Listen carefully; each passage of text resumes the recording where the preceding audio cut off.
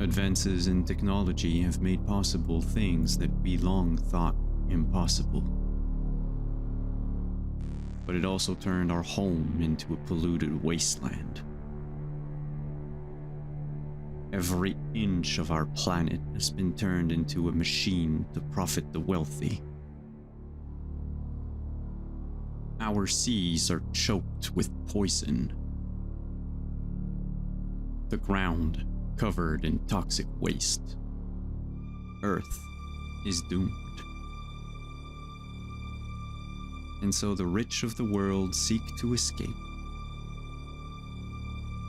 They set their sights on the Red Planet.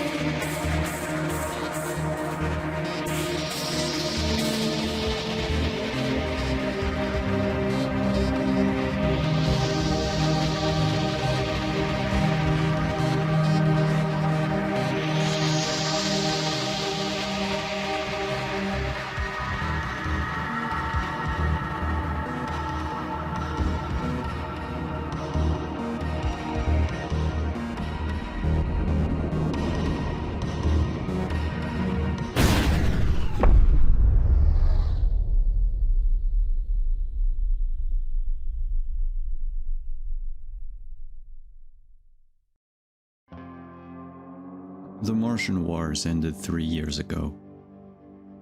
Most of the overlords are dead, the others retreated behind the walls of their cities. Not content to die in peace, the overlords wrecked our communications, sabotaged the magnetic shield, and destroyed our means to leave the planet.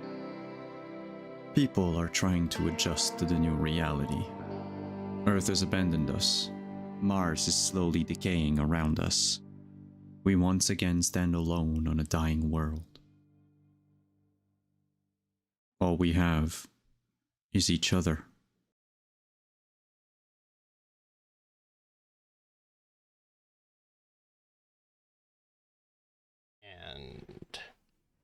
Hello, everybody. Hello and welcome. This is our Foxhole Fridays. Welcome to the Tales from the Foxhole. I'm Trooper SJP, and we are here with a very exciting and brand new short shot, a mini series of about 6 episodes of a brand new RPG, which is not yet available. We are playtesting it, and it is. We have the designer here with us to GM it. It is a post-Dystopian space western, and it's pretty cool, and we have a very cool cast. I'm going to just say a couple of little things. I'm going to hand it over to our DM to give us all the big details, but thank you all for being here. It is much appreciated. You being here is what makes this all exciting. If you would like to support us, the best thing you can do is be here and watch the show. And the next thing you could do is, if you're on YouTube, like, subscribe, leave a comment. And if you have a cool comment, I'll read it out next week. If you would like, you can also reskeet and tell people on your Discords that we are live so they can come visit us as well. You can also give us tips and bits, and if you do, and there's a message, I will read out those messages at the end. And I feel like there was something else. Oh yeah, tips and bits. We also have a Patreon at Academic Foxhole, and that goes to help pay for the cast of these shows. So that'll be for the cast. I come last. And we might need brushes for our hair, so tips would be really helpful because I might have a wig and I might not have a brush with me, and that might be a problem. You know what I'm saying? So those are the ways to support us. But without further ado, I'm going to hand this over to our guest GM, friend of the channel, Wandering DM. Hello, everyone. Hey, welcome. I am absolutely not nervous about any of this. So this is, I'm Simon at Wandering DM. I'll start with this. I use he, him pronouns. I made this game over the past mostly year. It's been about 700 hours of development so far, and it is now, for all intents and purposes, completely playable, or at least I hope so. That's what we're gonna test out. We friends, some of the players that we have here did participate in earlier playtests, so like it's not like we're going in completely blind with like no knowledge of if things work or not. But we might like pause the narrative from time to time to just explain some of the rules, or maybe come up with something if it's not already covered. That said, I will sort of explain a bit before we begin, but I think I'll let everyone introduce themselves first.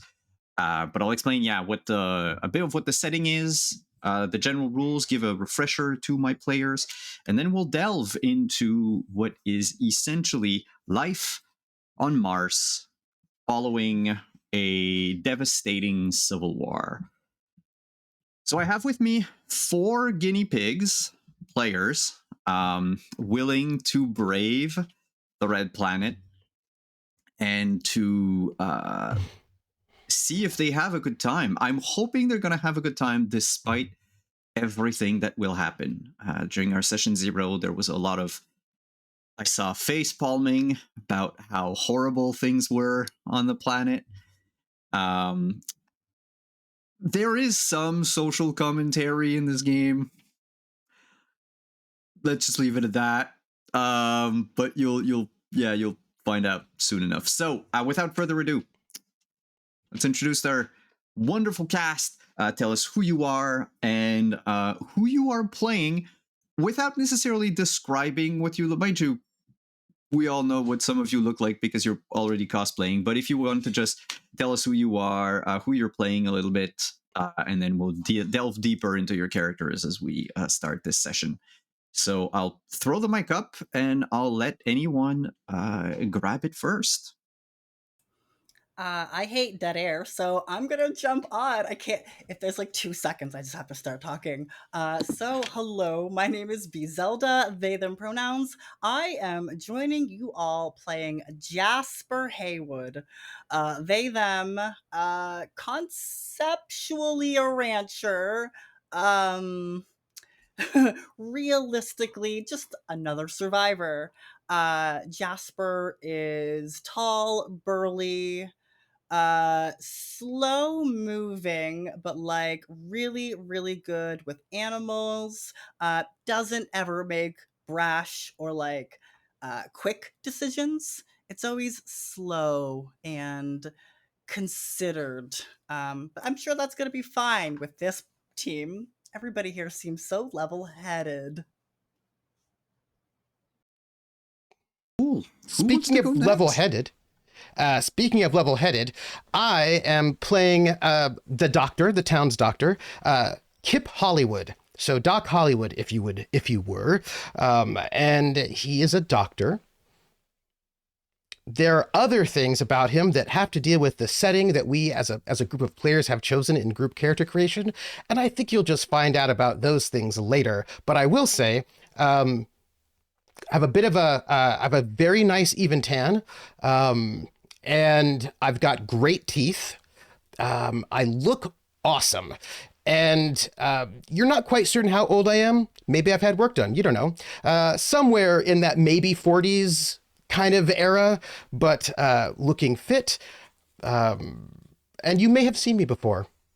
I mean, you may have seen my promos before. You know what? I'm going to just stop talking. I'll hand it to somebody else who maybe you definitely have seen promos for. Yeah, I think that would be applicable to both of the characters coming up. So I'll go ahead. I am Prince, aka Dimples and Dice. he, him on the pronouns. I'm going to be playing Zahir Bronson, a rich kid who has decided that living off of daddy's dime is no longer tenable for him and his morality. And he's going to have to figure out what that actually means in the real world, which he has never experienced before. And that is definitely not going to have any consequence on his life. And he's going to be fine. Everything's going to be just fine. Yeah, I promise. Absolutely.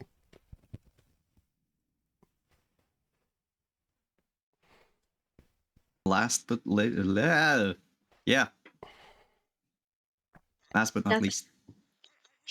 To self-volunteer ever. I like to hear terrible transitions in hopes that they make me feel better about my own transitions, because they're pretty awful. But I'm Lindy, laughlovelindy, and I will be playing Poppy Peppler tonight.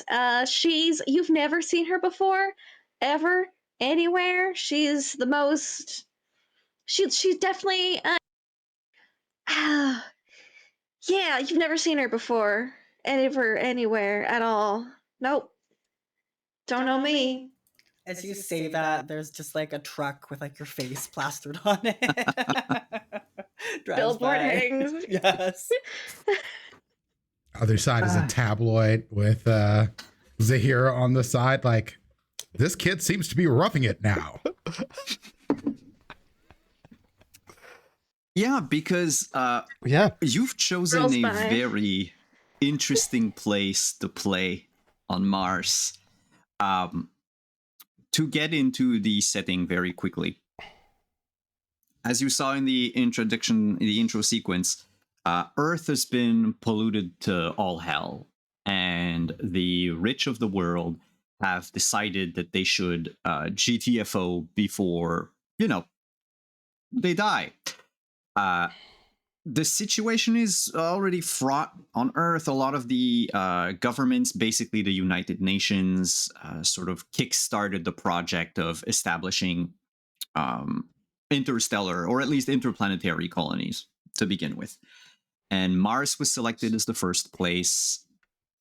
And the whole thing was bankrolled by about 100 of the world's oligarchs. This was hundreds of years ago, because terraforming takes time. And as the process got underway, things changed on Earth. People, like, riots became just the norm. People's livelihoods deteriorated or increased. Like, the wealthy could live to over 100 years old, while most people's lifespans were just tanking all over the globe. Eventually, Mars, and I'm skipping a whole lot of things, but eventually Mars becomes inhabitable. And these oligarchs, the ones that funded basically everything, they partitioned Mars. They split it between themselves. They own pieces of the land, literally. So we're not talking about nations anymore. It's more like a private individual owning like a third of a planet. And of the original 100 oligarchs, there are only 8 left that really have a massive impact on Mars. They, with different, using different methods, basically sent settlers there ahead of them, molded them through propaganda or violence or fear into loyal subjects, people that would dedicate their lives, die for these oligarchs.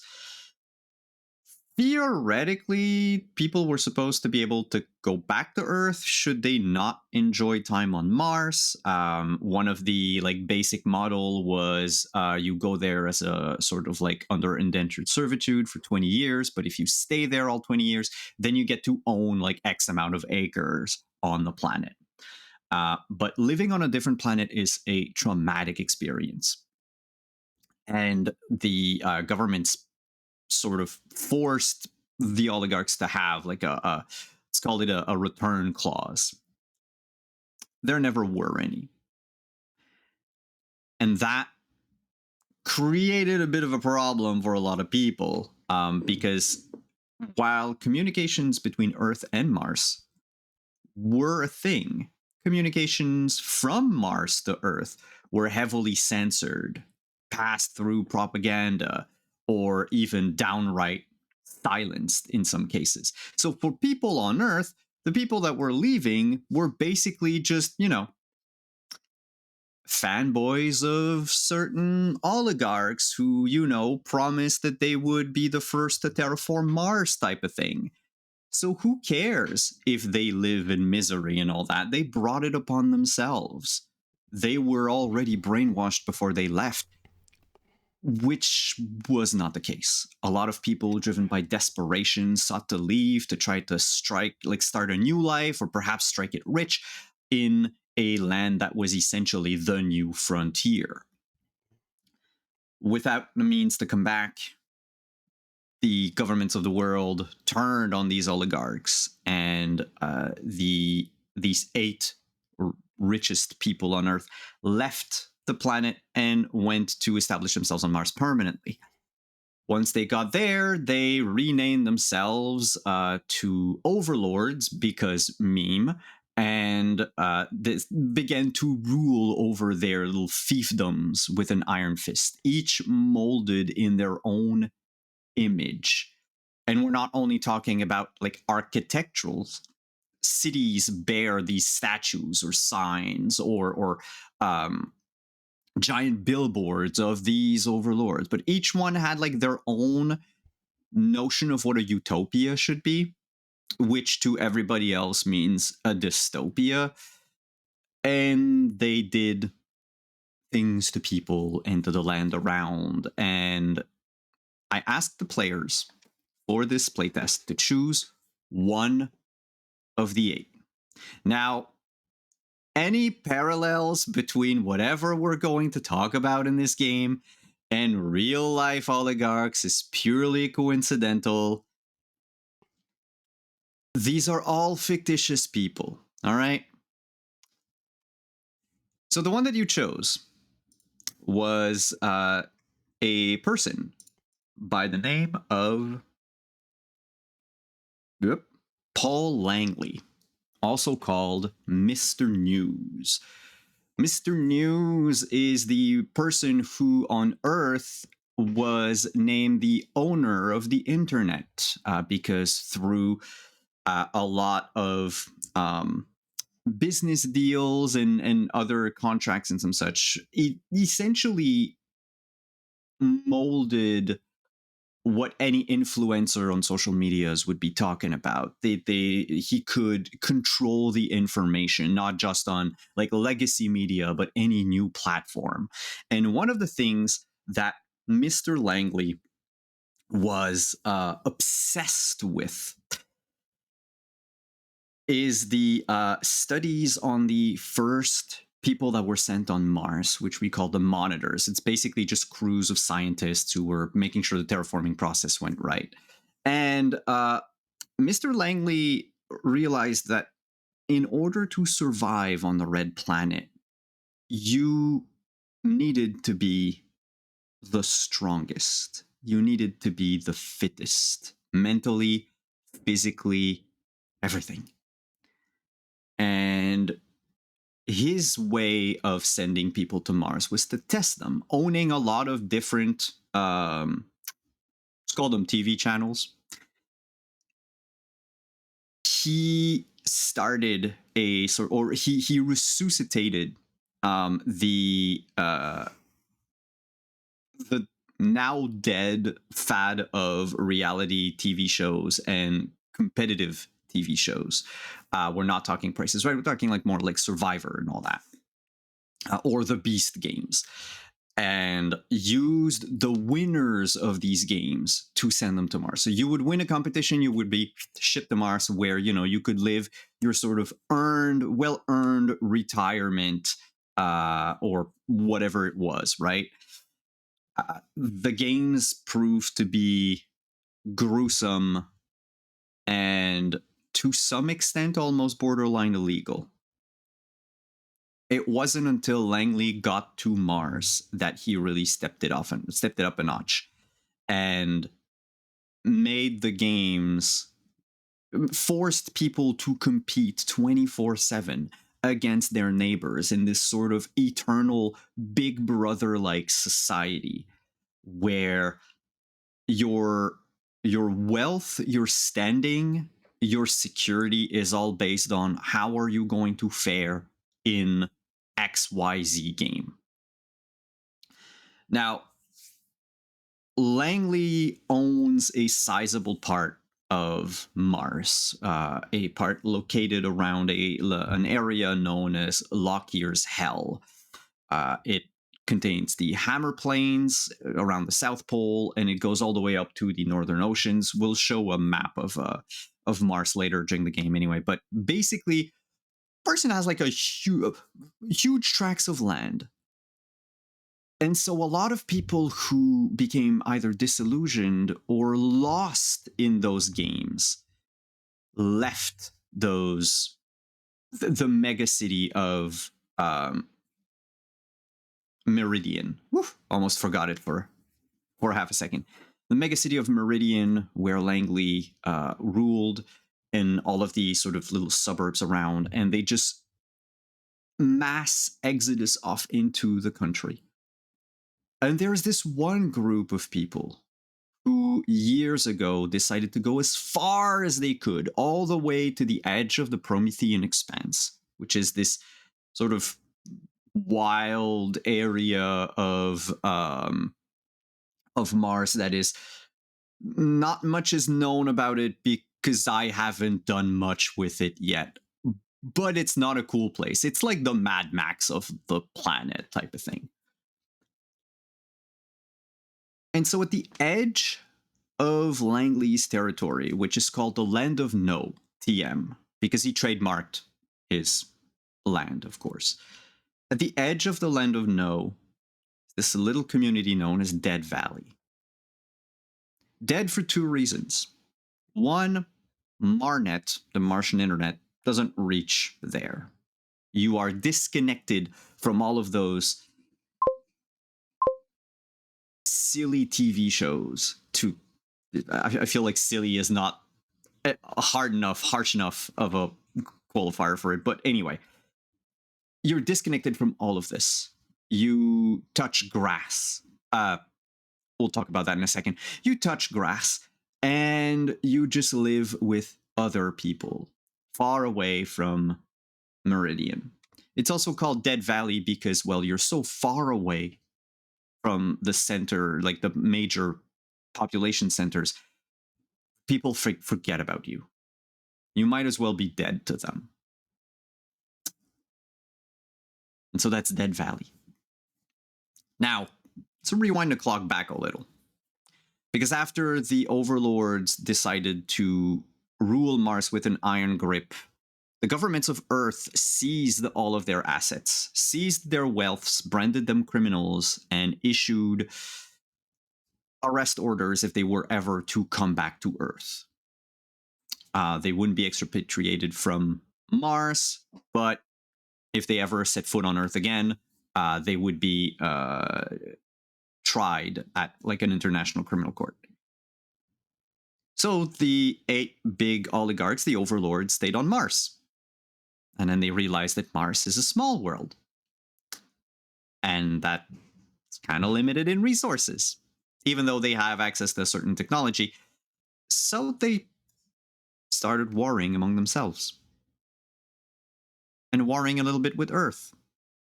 Sabotage, assassination. Not outright warfare just yet, but it caused enough collateral damage, it killed enough people that the normal folks of Mars, the non-uber wealthy, realized that, hey, our lives sucks now the same way they sucked on Earth before, or our grandparents' lives sucked on Earth before. So the only common denominator to both is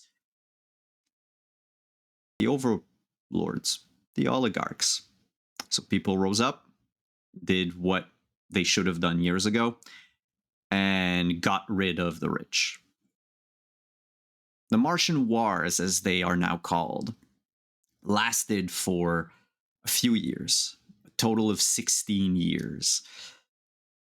It includes both outright, trench warfare between overlords and their armies, or even just guerrilla warfare between normal people on the streets of those megacities against the enforcers and the loyal space marines of some of the overlords.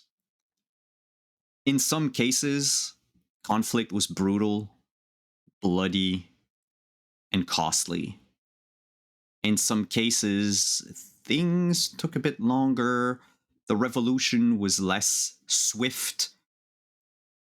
A few of the overlords might still be alive. Some of them fled. We don't know where. What we do know is that by the time the war reached its apex and some of the overlords realized that they were stuck, they destroyed the only spaceport that Mars had.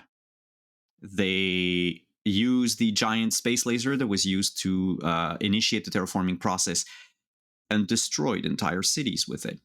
Sometimes just firing it at pockets of resistances or of just little villages of dissidents, little, communes in the boonies. It's just you said something that the overlord didn't like, we're just going to nuke you from orbit.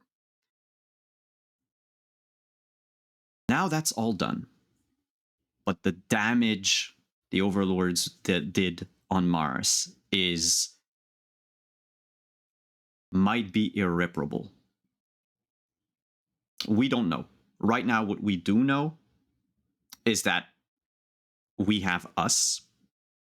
We have to rebuild. We have to live. Maybe at some point, Earth is going to send someone here to check. But as far as Earth is concerned, Mars is just full of overlord loyalists. So why should they care? Especially after what some of the overlords did to the Earth fleet. So that's where we are. Dead Valley was founded before the end of the Martian Wars by a few people. And then moved in. A few more people moved in after the war. Remind me that Dead Valley is it a natural occurring landscape, or was that a result of the giant space laser? No, that's just the valley itself is just natural. Okay. It's not really a valley. It's more like there's a hill and like a mesa nearby. Okay. And so they settled like in between. It's not even a real valley, but it works. Just to answer Max's question very quickly, communications with Earth are a problem. There used to be a system of communication. The point is, we can't send anything into orbit from Mars, and things do not leave the Martian atmosphere anymore because of what the overlords did. And Earth is just not going to bother. But nothing would prevent, in a game, for instance, the players to seek a way to build a radio to communicate with Earth and try to save everyone. That's definitely a type of thing you can do in this game. So, that was Dead Valley. Speaking of the game, very quickly, how do we play this game? You all have your character sheets, players, but for people at home, on the overlay, you will see that we do have the dice roller over there. So you'll see kind of a bit of the how things is, like how the sausage is made. But the game works on a system of very, very tiny dice pools. So you get one die from your stat. The higher your stat is, the higher the die is. Kind of like the Cortex system. And your skills do the same. And then, depending on the case, especially in combat, your weapon will also add a third die. And you roll this either as an opposed roll or against a set DV. And that indicates if you succeed or fail. Now, the thing is the game is built, it relies heavily on horizontal progression. And so players have perks that they unlock, both as they level up, they get to choose perks, but also by leveling up their skills, they're allowed to buy more perks for one specific skill, right? And so, say maybe when you're like rank 1 in a skill, you can only buy the one perk. When you're rank 10, you can buy like 5 perks. All of the skills have a varying amount of perks. And the perks will allow you to basically take this basic rule of rolling 2 dice and change it. Sometimes it'll allow you to substitute a skill or a stat for another. Sometimes it'll allow you to do things that other people can't do with these skills. Sometimes it'll allow you to add modifiers, either circumstantial or permanent. Sometimes it will unlock ways to alter, let's say, the world around you. For those of you who've played games like Vaesen, there's a mechanic in the game which we might not touch on that much during this specific playtest, but where, since the emphasis is around, rebuilding communities and all that, there's an entire chapter of the rules which are all about building like a ranch, for instance, like Jasper has, and running it like the manor house you would in Vaesen. So your perks will also allow you to do things during downtime that wouldn't be covered by just like a single skill use, because they would take time to do. And I think that's it for me. So let me just start the music, because I forgot to start it. Players, can you tell me if it's too loud or not? And if so, I will... It's loudish. It's loudish? How about now? Did it change? It should have changed for everyone. Right now, I don't think the audience can hear it at the moment, but I'll make sure they can. Okay. I adjusted it myself in Roll20. So you can also adjust it yourself in Roll20. Yeah, you're going to have to go in your settings yes, on... Yes, I have the power. I might also have to refresh my Roll20 here. Anyway, you'll have the music soon. Doesn't matter if there's no music right now. There weren't any to begin with earlier. But yes, so Dead Valley, small town. Let me just move you players on the Roll20 to our little town map. There are a few, let's call them noteworthy inhabitants of Dead Valley. I'll describe them as they appear, if they do appear. But players, you have them in the handouts on Roll20. They are in the NPCs folder. Just in case, I asked you also when we were, after we make characters, where would you live in town? So you chose your things. Zahir, I had a question for you. Yes. By the time the game starts, in like a few minutes from now, do you already live above the saloon, and are you already working there? Or did you want to like it be your first day in town? Let this be my first day. I want the full shell shock experience here. All right. So I will leave Zahir for last then. I'm going to turn to the other 3 players. You already live in Dead Valley. I would like to know, players, imagine as our story starts, the camera pans in from high above the clouds. We see the sort of patches of greenery, of red, yellow sands, the dark patches of the like hyper fertile grounds. We move on to Dead Valley, and I would like to know, as we pan into your homes or where you live, what is a typical one? What do you look like? And what would be a typical day for you?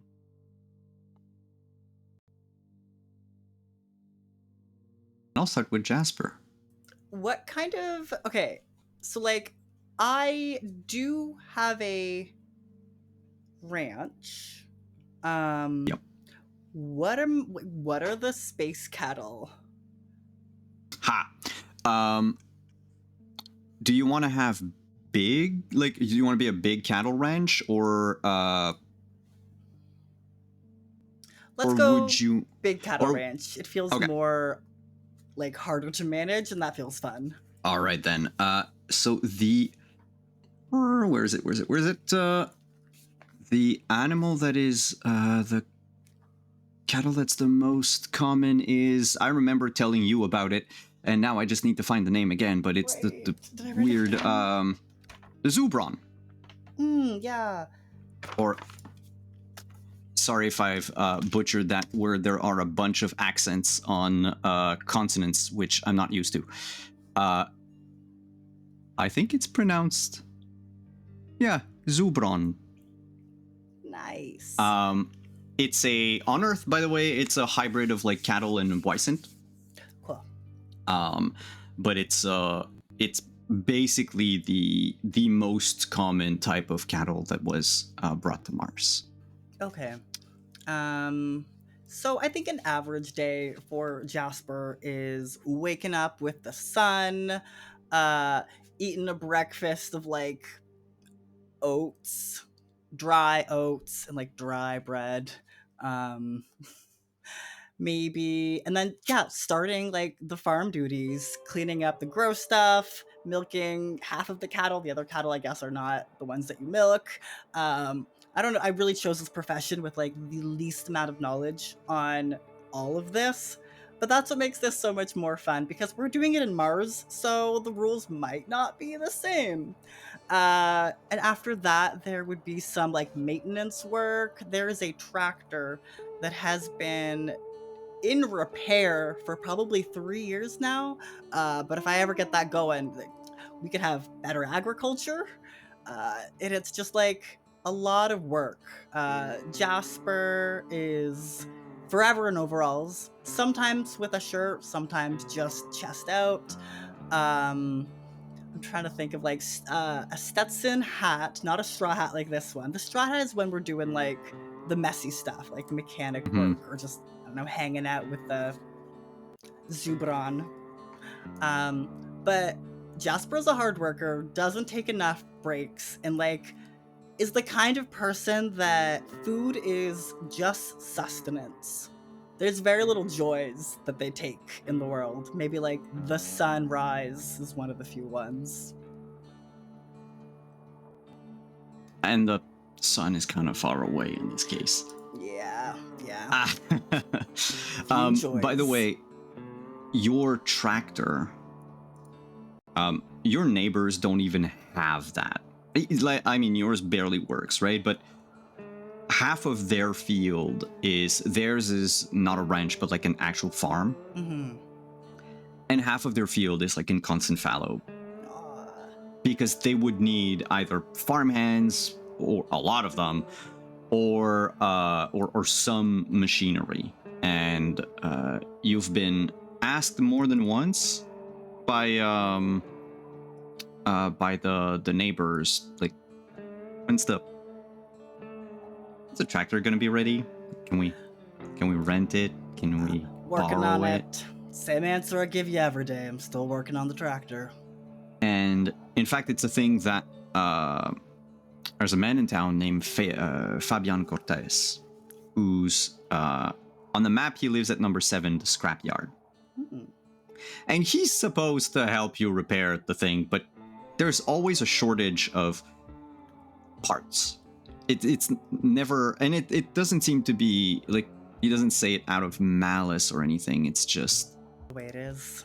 the way it is. Mind you, he could probably, I don't know, put some effort into it. Fabian and I do not get along.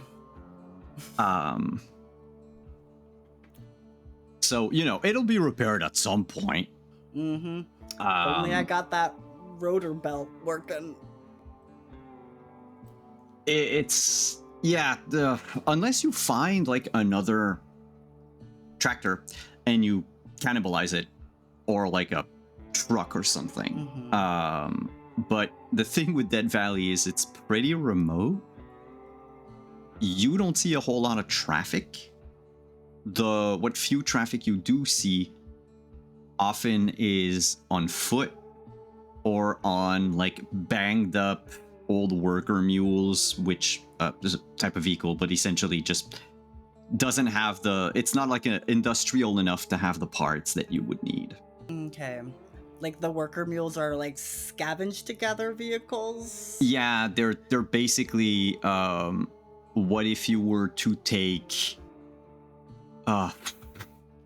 like a mini and an what if you were to take a mini and an SUV maybe and try to smash them both together to try to fit the SUV inside the mini? Weird. But it's giving Mad Max, which I like, you know? Yeah, and I'm guessing the power plant is underpowered for its size, so you really can't use it for actual things. Most of Dead Valley is powered by solar power. Oh. And it's not a lot, because again, not a whole lot of sunlight. That's why I get up with the sun. I gotta charge all my solar powered devices. Yep. So far, so good. You do, as a general rule, Dead Valley itself, I mean, you run out of power maybe all in all like a month in the year. Okay. Right? So long as you make like good use of what energy you have and when. And one of the things that does help a lot is the weather observation station, number 1 on the map, right at the edge of town, which helps know when, you know, the sky's going to be clouded for a few days, or when you're going to have dust storms that can last for sometimes days on end. I like that. That's probably, if there's ever a place that Jasper would hang out, like, for fun, it would be there. Because, you know, what's a better hobby than watching the weather? I'll get back to you on that then. How early do you wake up in the morning to do all your stuff? You said sunrise, right? Yeah, like the brightest of, like, the brightest it can be. Yeah, like okay, for everyone anyway, y'all have been living on Mars all your life. So when we talk about sunlight, or we talk about weight, or we talk about gravity or whatever, we're going to be talking about Martian sunlight, gravity, temperature, blah, blah, blah. So you have no idea how bright things would be on Earth, or you might have seen it on pictures, but cannot conceptualize that in real life. That's it, right? Everything is just slightly yellower on Mars, and a little less saturated. Basically it. But otherwise, I mean, you can today go on the NASA website and just look at like pictures that the rover has taken, and yeah, sunrise on Mars is kind of cool to see. Especially if the dust is down, yeah. So assuming you get up at around 6, let's say. Yeah. How many hours would you say it takes you to, like, let's say you wanted to hang out at the weather station today? 4 hours of like ranching, and then my first break at 10. Cool. Then I'll get back to you in a moment, because speaking of the weather station, let's look at the house that's just at the foot of that small mesa. It's a little house at the edge of town that someone chose for someone who values their privacy, who wants to live far away from everybody else. What do they look like, and what's a typical day for them? Poppy used to wake up bright and early every morning, but now doesn't have to. So Poppy sleeps in, because she can.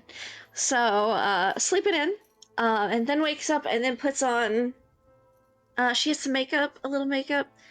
She hides the freckles, is basically what it is. She puts on a little concealer to hide the freckles, because she wakes up and she's got the complete, like, girl next door, adorable, cutesy kind of look. And she's like, no, just absolutely not. She wakes up, she puts concealer on her freckles, rustles up her hair. It's like a short, like a, just clipped all over. really curly, very aggressively ginger mess. And then she puts on her, I'm not going to call it a disguise, her new look, which is very different from her old look. So it's, leopard print halter, leather vest, some, sleeves to protect from the sun and the wind. Full sleeves or Leopard, like 3/4 sleeves? like up to here, just Okay. the sun protection sleeves type thing. Like a janky kind of sideways headband, like scarf thing over the messy hair. Sunglasses and like probably some leather pants. Let's be real, it's gotta be, yeah. And like some really functional kind of work boots. And that's Poppy Peppler's totally normal, definitely not a disguise look. That's just how she is. Yep. And she wakes up, she gets all ready before she leaves her house. She does all this. There's only one mirror in the whole house, and it's very small. It's like a compact. It's very small. There's no other reflective surfaces in the house. If there are, they've been like covered up with a sheet or something. And then, she wakes up, she sits out on her, let's say there's a little front porch because, I like the vibe. And has a cup of beverage. It's probably not good beverage because we're out here. It's like really watered down. I want to say, I don't even think it's instant coffee. It's probably like an instant coffee substitute. Like it's just, it adds flavor to the water. Like, and that's it. There's like no additional effect. In fact, I don't think it even colors your water. It just, it flavors adds a little it flavor, and that's it. And that's it. Yeah. Lukewarm instant coffee without the caffeine. Yeah, basically just sits on the front porch, feet kicked up. She may have a little bit of a buffer from, I don't want to say residuals, but I'm gonna say maybe residuals. And so she doesn't have like a full-time job, but she does odd jobs around town. Imagine she helps out at the weather station a fair bit because it's like right next door, And so I think she just chills on her front porch unless she has like an odd job, maybe goes into town, but is for the most part kind of just has a 1,000-yard stare off into the Martian mesa and just sips her lukewarm, barely flavored beverage, unless there's something previously scheduled. Yeah. No, but if someone did come up to talk to her, she's got $1 million smile. Her teeth, very nice teeth. Speaking of having nice teeth, which require good healthcare, which requires a good doctor. Not that this doctor is any good with teeth. Let's I can do veneers. Across town. Pan across town and look at the person living in the middle of town. Well, no, other end of town, I would say. From Poppies. Yes, what does the doctor right here, look like? up on the map. So, Doc Hollywood is on the other end of town from Poppy. It's intentional, maybe it's not. Maybe it's Maybelline. We don't know. And I'm sure we have never met each other. Anyhow, not right in the center of town, which would be like 8 and 4, and buildings 8 and 4. Building 4 is the 5 is the schoolhouse, 6 is the saloon, right? So 8. Number 8 is Raymond's barbershop. Ah, the barbershop. Yes. And number 4, you said? Number 4 is the Mitchell's general store. General store. Right. And 6 is the saloon, and 3 is the... 3 is Mickey's Electronics. The electronics. And 5 is the schoolhouse. And I'm right across the street from the schoolhouse and also the saloon. And it's the... that little building, Doc's, is a medical facility, a clinic, an infirmary. It's the place where you go if you're injured, some sort of farming accident, or the the elements. I believe also if you have an animal that needs to be treated, I don't do that. There are people who do that, but this is sort of like the place where all the medical and pharmacological things happen. So sometimes there are strange cow bison hybrids also here. Sometimes it's a person. You know, this is the place. It's big enough where those things happen. Of course, I make house calls as well if necessary. This place, which is a medical facility, is also where the doc lives. So on the ground floor is where all the medical things are possible. And also the desks. There's like more than one desk. There's a desk for the doc and there's a desk for the veterinarian. And, you know, there's like probably like those folding dividers if you need some kind of privacy, right? Those kind of like curtain divider things. And up a stairwell would be where he sleeps. There's probably also, knowing this town, there's probably another room up there in case there's going to be somebody else who lives there full time. There's most of these buildings that are commercial, I would imagine, also have living quarters in them for the people who would work there. And I would say, if you're going to think about what his doc is doing, Doc wakes up early and goes to bed late. It has nothing to do with wanting to avoid dreaming. That would be weird. He wakes up early because he's a good worker. And he gets up, and the first thing he does, you know, early in the morning is he and I suppose, yeah, he wakes up, he washes himself off. He's pretty weirdly what's the word, particular about being clean in a very dusty place, right? And you could say it's because he's a doctor and he cares about sanitary things, but he always tries to keep himself very clean, gives himself his sort of bath in the morning in his like tub, comes down, and there's usually nobody there just yet. And he goes and he'll have some kind of a breakfast that he makes for himself. And he likes to eat the breakfast down in the, like at his desk area rather than his living quarters. And he sort of eats it as much as he can. And he will then usually, and he looks very,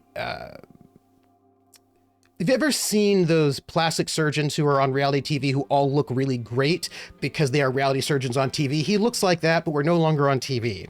But he probably was. He definitely was at one point in time on TV quite a lot as the plastic surgeon to the stars and other things. He isn't in that life, but he still keeps himself very clean and neat and tidy. And there's a lot of concentration on those little details, mainly to sort of take up brain space, I guess. And he will usually not try to stay in the clinic by himself too long. As soon as he gets himself up and out, he's probably going to go to the barber shop and get a shave. He'll probably walk over to the saloon and try to read the newspaper there. He tries to keep himself in public and not alone with his thoughts. No, that's not right. He likes to be around the people that he takes care of. He likes to make sure that everybody in town is doing well. Unlike Jasper, who doesn't enjoy things. How do I phrase this? Doc Hollywood seems to enjoy things all the time.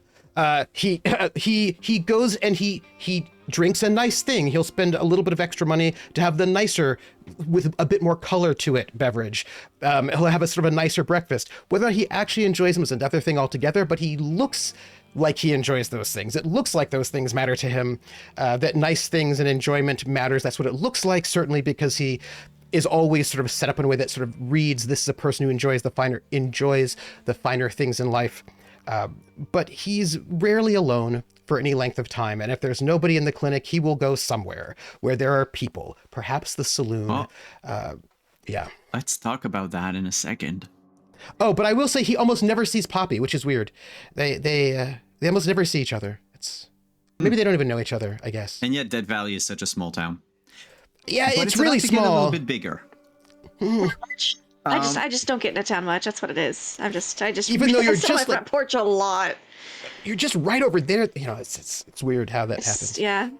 It's so far. Yeah, it's about to get a little bigger because at around 8-ish this morning, coming from outside of town is a new arrival. I guess Zahir, as the camera zooms in on you, how did you get here? Were you on foot? Were you driven here?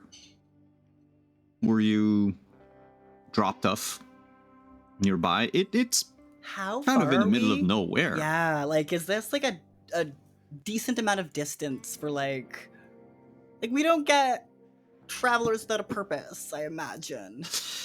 No, that's it. I want to. How much fanfare would your arrival make, or how much fanfare do you want to have? So, I don't think Zahir intends. Oh, you're muted, or your sound stopped for some reason. You mute mid-talk? Or if you're like me, you just kick something. No, we don't hear you still. Yeah, you cut off No. mid-talk. Yeah. Oh, say something? Nope. No. Sorry, I thought I heard you for a second. I think it was just me laughing. We don't want to hear about this new person in town. This- I'm This town gonna ain't refresh big his enough mic. for one more person. Yeah. It might have. Can you hear me now? Oh, Yes. Yes. Okay. I don't know what happened. I just refreshed okay. you. Thank you. So the fanfare would be unintentional, but he would be coming in probably more fancy than anyone's seen, because while he's getting away from the money, he still has a little bit, and he spent it to get here. It's like, okay, I'm starting over. I'm gonna, like, I got my stuff that I'm gonna take with me. I got a couple of bags, my guitar. Oh, you didn't But I get am here noticeable. You didn't get here by land vehicle then. You got here by flying. Oh, Yeah. And I think that's what it's going to be. Like the camera pans away from the docks home / shop and moves like about like half a mile outside of town, where we just see this big great dust cloud being pushed by the rotors. That's what I see of- while drinking my lightly flavored lukewarm beverage.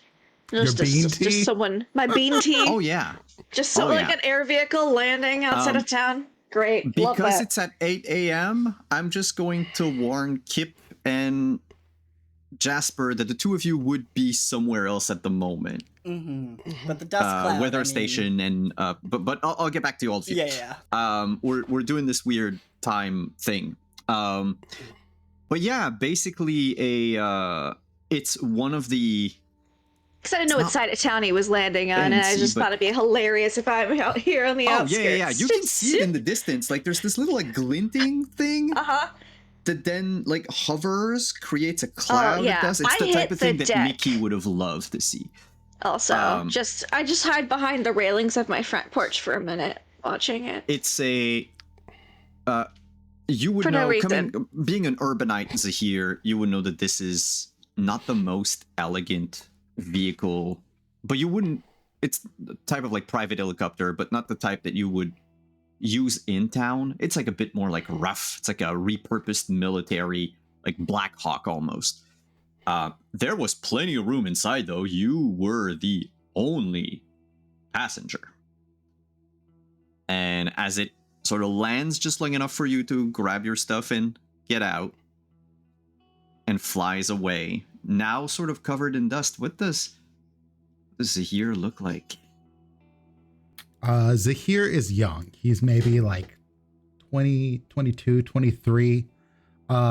He stands tall. He's about 6'3", slim, but he is dressed to the nines in a suit and a nice shirt, watch that looks rather fancy, more expensive than anything in this place probably, sort of situation.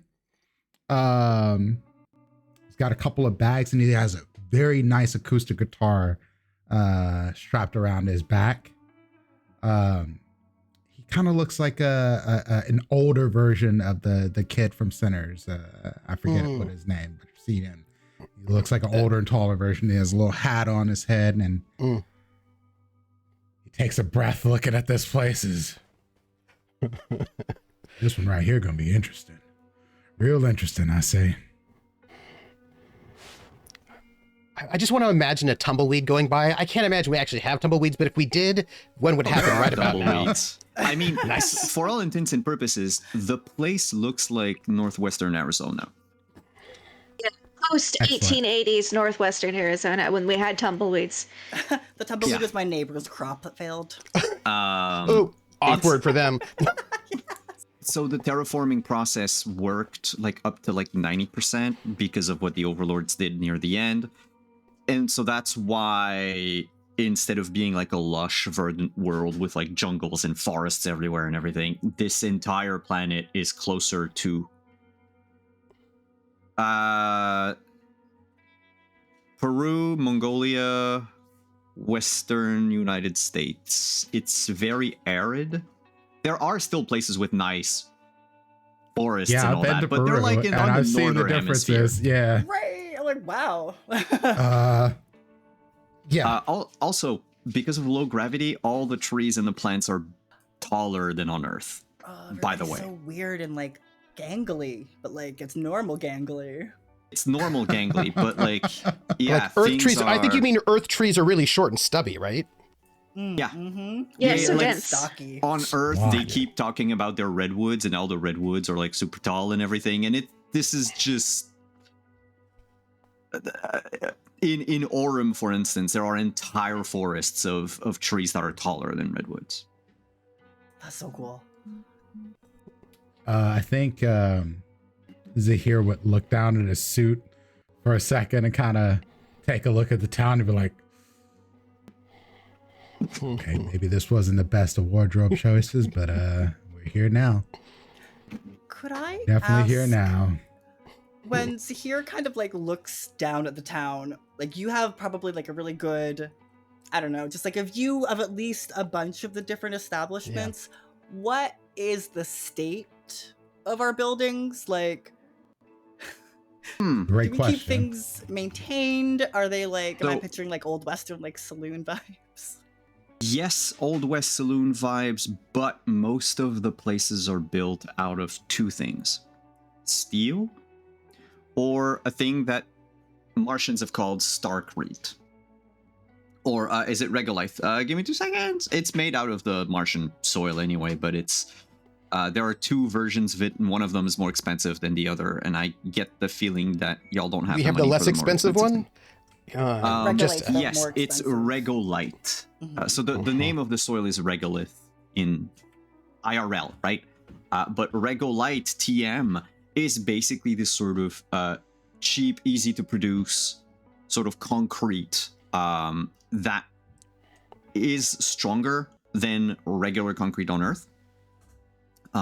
Sort of easy to repair, and given that on Mars, there used to be these, so each oligarch used to have these giant 3D printers, if you will, called replicators. And most of them don't work anymore. But the point was, you shove in a bunch of natural resources in there, and it would poop out like a house. So it was put in a bunch of iron, it can poop out a house. But most of them are all built the same. Like, think about like container houses, right? They're all the same sizes and everything, right?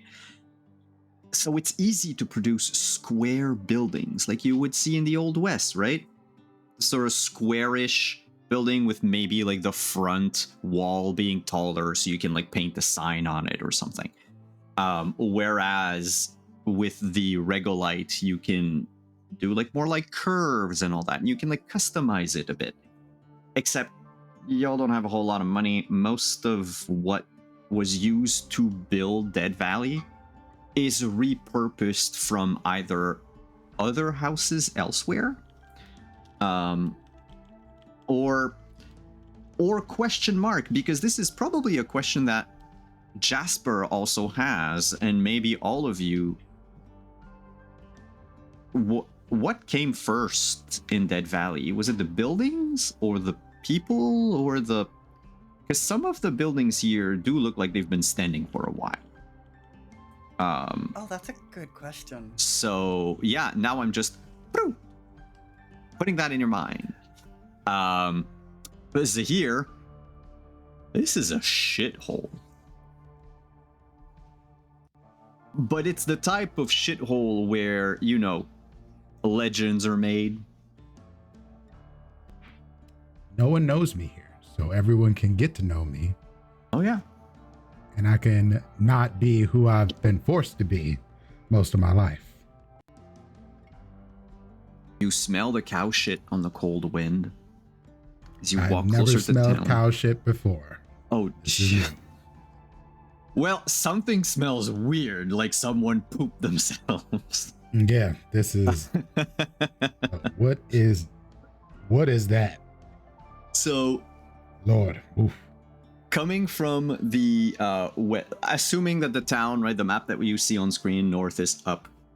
Coming from the the eastern side of town, you notice like a couple of signs as you approach. Number 2 being the town hall. You recognize number 6 as being the saloon because there's this big sort of glowy neon sign that's constantly lit up that just says loon with the S and the A just not working.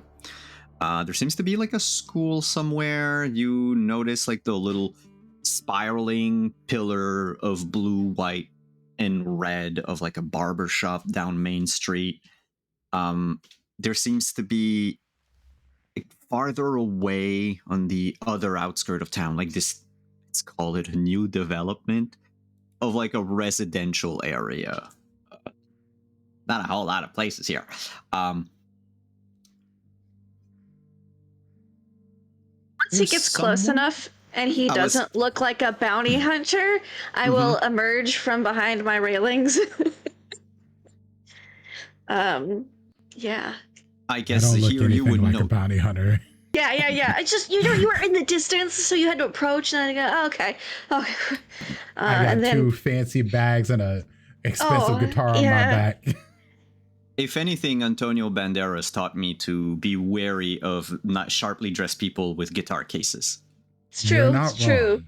But he doesn't have he's either a fantastic actor, his facial expression is that of like, yeah, I don't think he's either too good for me to pick up on, or he's not a bounty hunter, so I'm gonna... There's a moment you see Zahir look back as his ride takes off, and he looks like there's almost a regret there, but then it's like, steel yourself. This is what you chose. All right. Yeah, there's a... Just have my cup of water Stands tall and just kind of lean on my railing. Walks And I've got away. a big smile on my face. Hi there. You're new to town, I take it? Why, yes, I am.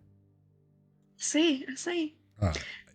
Puts down a bag and says, waves, and the names are here.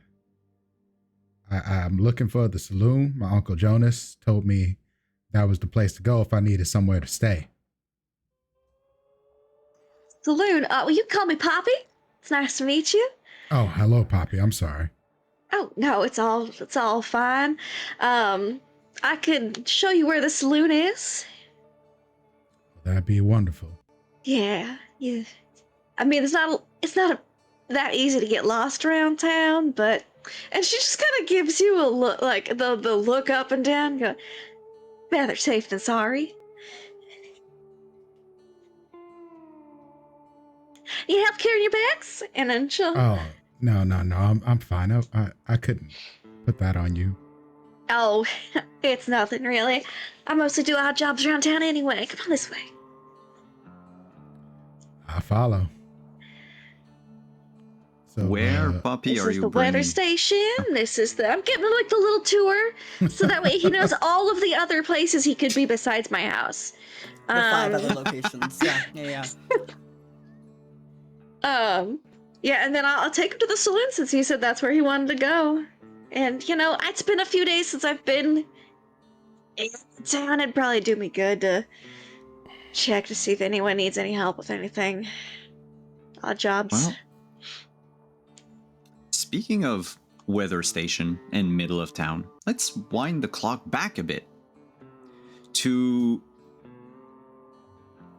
early morning, post about 10 a.m. I should say. It's early morning for Simon, but not early morning for Jasper.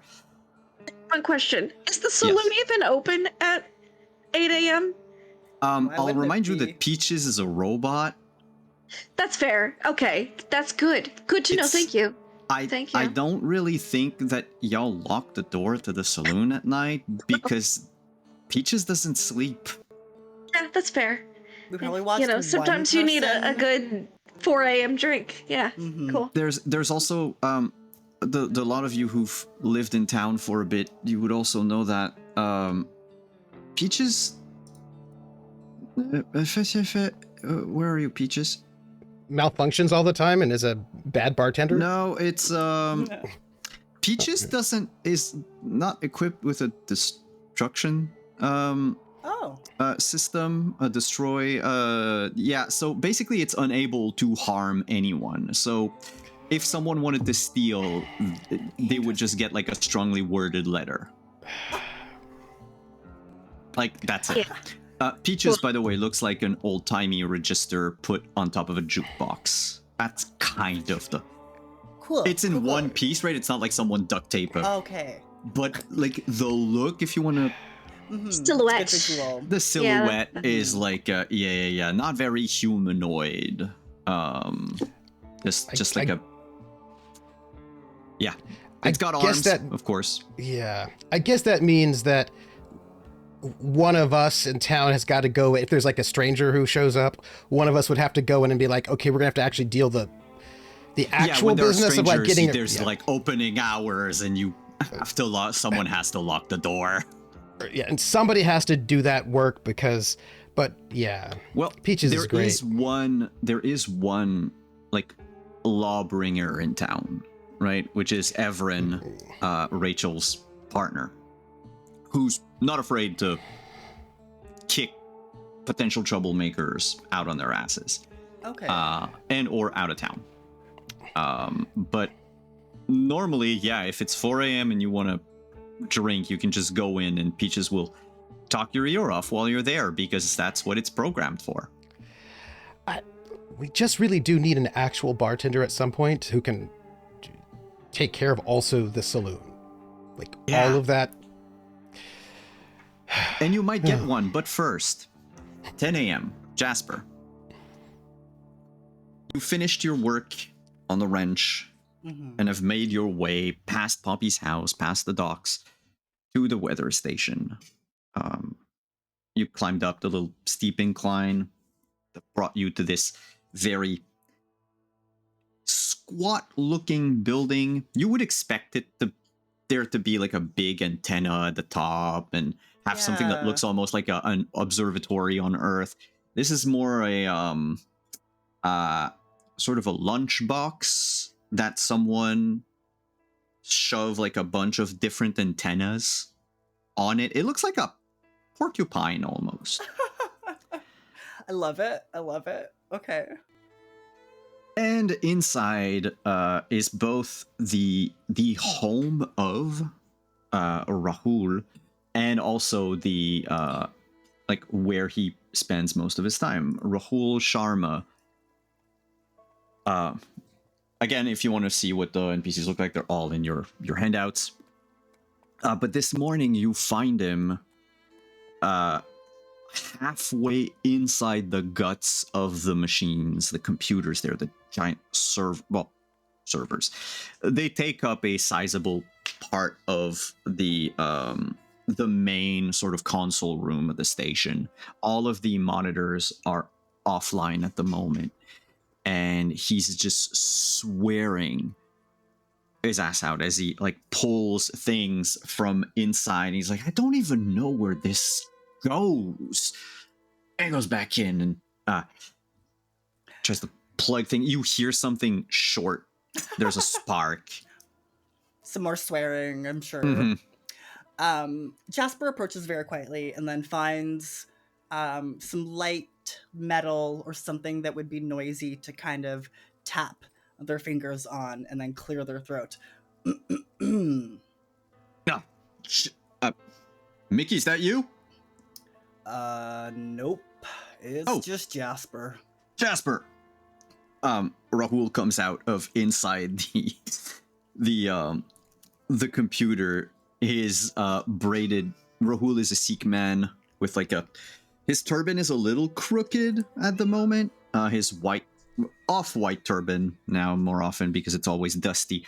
But his braided beard has like a bit of a cable poking out of it still.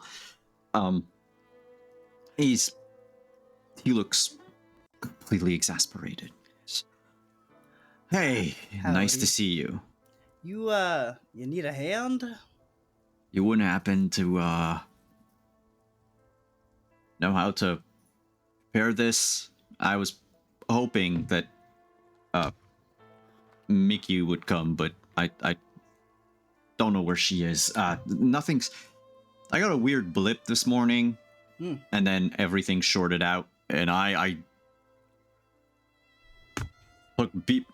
He points to the hole he made, like on the side of the machine. He's like, "Be my guest." Oof. Okay, that's quite some work you left me. Let me take a look. Can this be our first roll? This can be our first roll. So I would like to know, are you trying to just assess the thing, or you want to go in and just... Okay. We do things slow and steady. All right. Assessing would be a perception plus electronics roll. Oh, I didn't write it in my die. What's your rating? If I have a 5 in perception, D8. sorry, it's a 4. D6. And then we said mechanical? No, we said No, electronics. electronics. Oh, same. Rating is 2, so it's a 1d4. A D4. And I am looking for a difficulty of... Oops, did I do that? I did that wrong. Hold on. Oh, let me scroll back down. Don't look at that. I roll 6. Yeah. Don't look at that.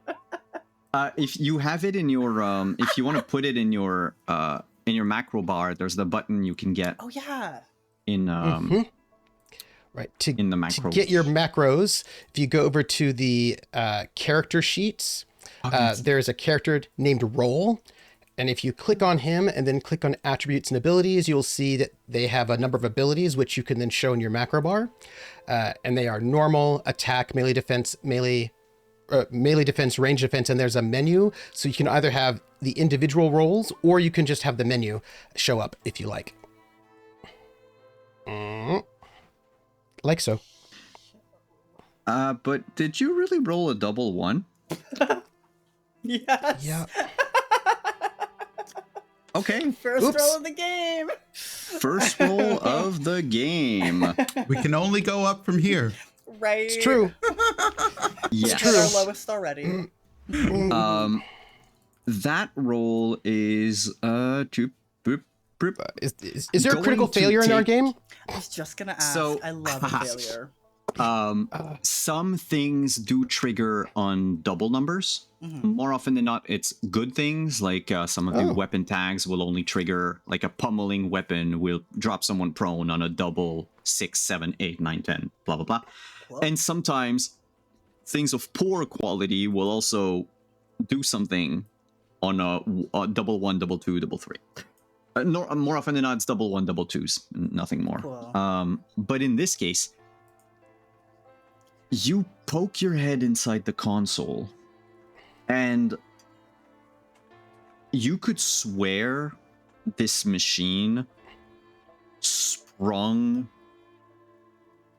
more cables and wirings, and also there's tubing, than there should be inside a console like this. Like, you haven't seen the interior of a lot of computers in your life, Jasper, but you've seen the interior of at least your tractor a couple times and a few other pieces of, machinery and electronics, and cable management might be a thing, but there needs to be room to manage it. In this case, you're fairly certain you saw like an entire circuit board just rest in a bunch of cables. I think. Okay.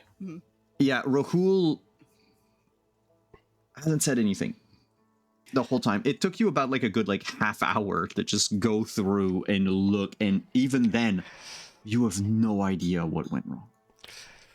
I don't think Jasper says a word for the 30 minutes, and then finally steps out of the hole, takes off their hat, scratches their head. I don't know what I'm doing. I'm so sorry. I don't blame you. Like I said, that would have been Mickey's job normally. All I know is that there was a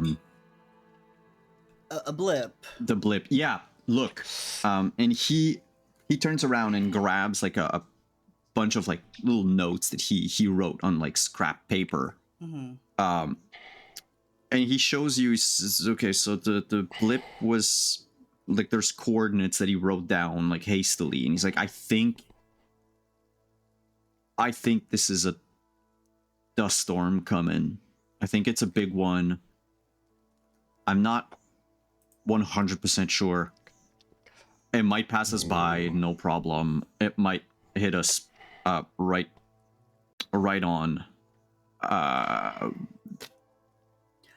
Yeah, there could be a problem, you know, because I don't even know if it's a radioactive dust storm, so... If it wasn't even a radioactive dust storm, is the town prepared for a regular non-radioactive dust storm? Do we have... It has been a while. How long have you lived in Dead Valley? How long has it been around? Like 40 years. I don't think this was the ranch that my family worked on. I think maybe I've been here 20 years. Okay. 15 to 20.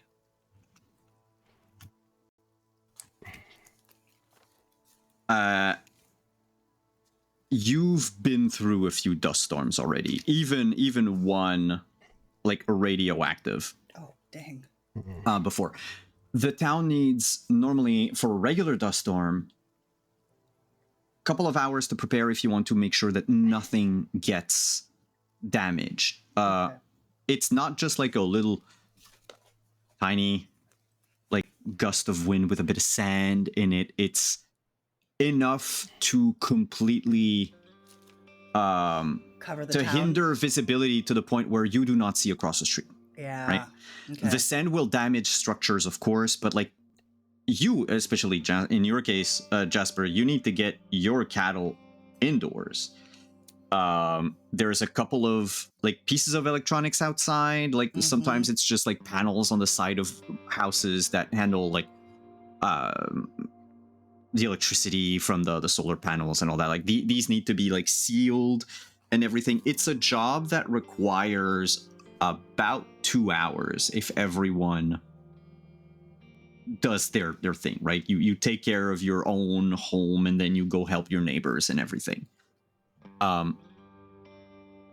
When it's a radioactive thing, the only place that is 100% sure, like safe from radiation, is the room that that Everin uses as a jail cell in the basement of the town hall. Oh, wow. And that fits not the whole town. So not people that cattle. have no, definitely not. And it's always kind of a problem. There are ways to try to shield most, maybe, if you know like where the storm is heading from and heading to, what the path is. Things can be like, because sometimes you'll just take like last time you took your entire cattle to like farther out to like pasture, to just like, you know, miles out of town for a couple of hours, so that was this lucky. And then came back. But it's a catastrophic type of scenario. Okay, yeah. And him not knowing when it's going to hit is kind of a problem. Big deal. Ew, yeah. But you see that like he doesn't seem certain that like it should he just told you, and he can see like almost like a mix of like regret and apprehension in his face. He's like, yeah, so that's Probably should not have spent the time that I did just looking. I was just really looking. I didn't not understand. There were so many wires. It doesn't look correct. it. I never had to deal with the inside of this. When Mirth was here, I don't even know if she had to. All I know is that, Gotta do maintenance. well, Mickey normally does it. We need to do two things: alert everybody and find Mickey. Well, I'll go. Look, he looks at his watch. It goes, okay. I think it's going to hit this afternoon. Otherwise, it wouldn't have pinged when it did. Okay, that math checks out. Yeah, it's 10 a.m. I'll go warn Rachel. We'll do everything as if this is the worst case scenario, right? That's the best thing to do. And yeah, if you want to go see what the kid is doing. By kid, he means Mickey. You would know Mickey's 17. She's Okay. like the kid in town. That's so funny. Yeah, so you can just go see what the kid is doing. I need her here because we need to know a lot of things, and we don't have a whole lot of time. Let's get on it. Oh, I forgot to. I've got tea on the kettle. Do you want some to go? Oh, Rahul, that would be amazing. Just give, black tea, nothing. Not that we even have anything, I imagine. I only have black tea anyway. He hands you like a mug with like there's a little cover on it that you can just press to open. It's not the best thing, but like it's like a mini tea kettle. It's like, there you go. I love it. Keeps the dust out. It's perfect. Thank you. All right, I'll catch you later. I'll probably see you in town. Thanks, Rahul. Hey, no problem. Thanks for trying. I always will. And yeah, don't tell Mickey I tried to fix it myself. No, Mickey doesn't know that even I looked at it. Good. I'm like afraid of the 17-year-old. Yeah. Panning through time and space. Doc Hollywood. You wake up this morning. Normally, Dr. Shen is up and about by the time you wake up. Dr. Shen being the resident veterinarian. And he hasn't made a sound this morning. I imagine he lives on the other side, in the same building, yes? In the same building, but on the other side. It's just been dead quiet. After being alone downstairs where people normally are for a little bit too long, I think I'll sort of head back up and I'll just knock on his door. Dr. Shen. There's a note on his door. Pick up the note. Paper note tape.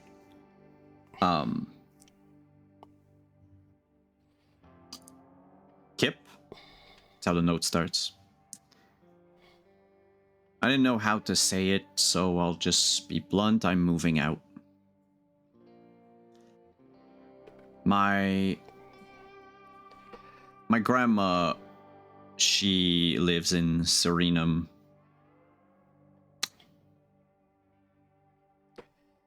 She needs my help.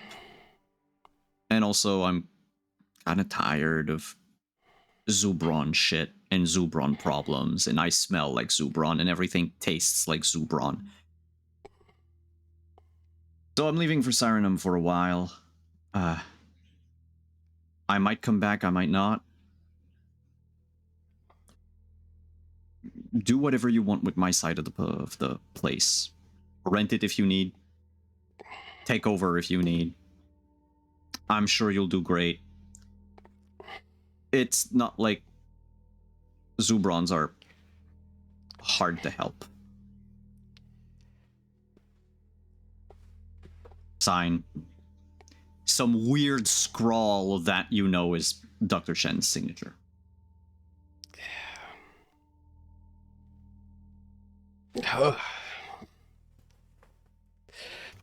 I stand there like in this building, completely empty of people and animals. Just me, all by myself in this building. I don't like it. And I'm like, oh, Jasper's gonna have to know about this, and any of the ranchers. Right. Oh.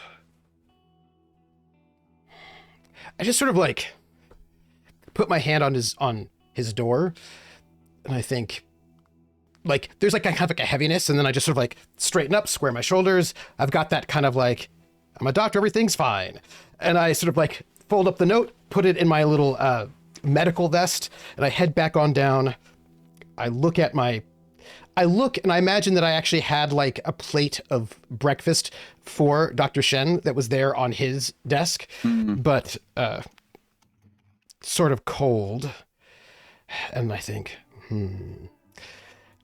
So I pick up the plate and I think, excuse to talk to people and not be by myself. So I'm going to take the plate outside and see if I can find someone to talk to with the excuse of giving them food. Also, I should probably tell Jasper that we lost the veterinarian. So it's like I need an excuse not to be by myself in the clinic. And so I'm going to walk around town with this plate of food, heading down towards Jasper's. Oh, now, okay. Please note, I know that Jasper's probably already eaten by now, but that is not the point. The point is plausible deniability.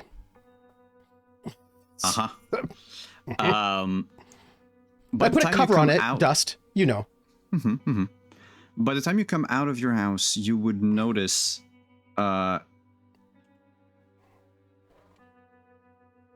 hasn't arrived yet, but Raymond is sweeping the front of the barbershop, like the little sidewalk thing. Mac Mitchell has just turned on the open sign in the general store. You see it light up, and you hear noises coming from the scrapyard, and then of course Zubron shit smells like Zubron poop all over the place, especially since the ranch, Jasper's ranch, is like right in back. It's 8 a.m, so Jasper would still be working at their ranch. So I sort of like, I morning, Raymond. And I sort of give that smile. And I think there's this kind of odd thing that is just, what's the word? Second nature at this point in time, that there's always a kind of way that one speaks that is so that if there were cameras or microphones, it would be all picked up. And you always always sort of keep yourself open so that you will look good on camera. And it's even though there are no cameras anymore, right? But that's like a long habit to break of that sort of, like what he says, think. He was like, morning, Raymond. And like, you have to announce people's names, right? There's these ways in which, like, if the person is like just turning in for the first time, you'll know who everybody is. But, and it's just that sort of second nature way of speaking, always knowing you're being observed, I guess is the best way to put it. Raymond, for people at home, imagine Keith David. The image up. Oh, you have the image up on so Keith, it's Keith David, right? Keith David. Older, of course, hair completely gray, a well-trimmed beard because he was a barber, long hair that he keeps tied up with like a couple of dreadlocks still like apparent. The rest is either braided sometimes or just left to grow, kind of like he's almost like tending his hair like one would a strange garden with different plants in it. He's got big bushy eyebrows, neat little round glasses. He's got a heavy frame, mind you. Got quite the gut in the intervening years. Widower, as you know, and as you hail him, he just turns and says, "Hey, what's up, Duck? How's it going?" Oh, did you see Bow leave this morning? No, I didn't. Dr. Shen. Yeah, I know who Bao is, but no, I did not see Dr. Shen. I mean, last time I saw Dr. Shen was it was the card game we had last week. He's going to go help his grandma. He must have left sometime last night. And then Raymond looks like left and right across the street. He's like, with what? How? On foot? Maybe? I don't know, actually. Ask around if anyone saw something. Yeah, I think I heard,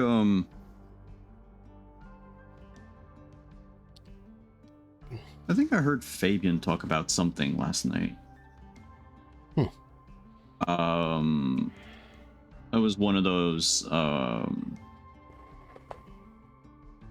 hover haulers. So maybe Shen just hitched a ride on them. Hover haulers being like an 18-wheeler, but that flies. Have you had breakfast? He looks at the food you have in your hands and goes, I didn't, as a matter of fact. Hands the breakfast over. This is Bao's, but looks like he won't need it. What's the breakfast? The breakfast is actually pretty decent. It's like some eggs. We probably got in from maybe one of the other sort of ranchers, right, farmers in town. I imagine a lot of that stuff that happens by barter, right, in various ways when we're just here. So it's probably like some dry toast, a little bit of eggs, and like bean water, like slightly darker bean water. Kip Hollywood likes to have a nice breakfast. This is nicer. You know, it's one of the nicer breakfasts that you can get. Oh, he scarfs it down. Yeah. I'm gonna go and if you see Everin, just done. No. If you see Rachel, let her know. I'm gonna go let the ranchers know that Dr. Shen's not here, in case they should probably know. Cast member down. So cool. Yeah. That and there's like this kind of like awkwardness. Has a weight like, to it. Yeah.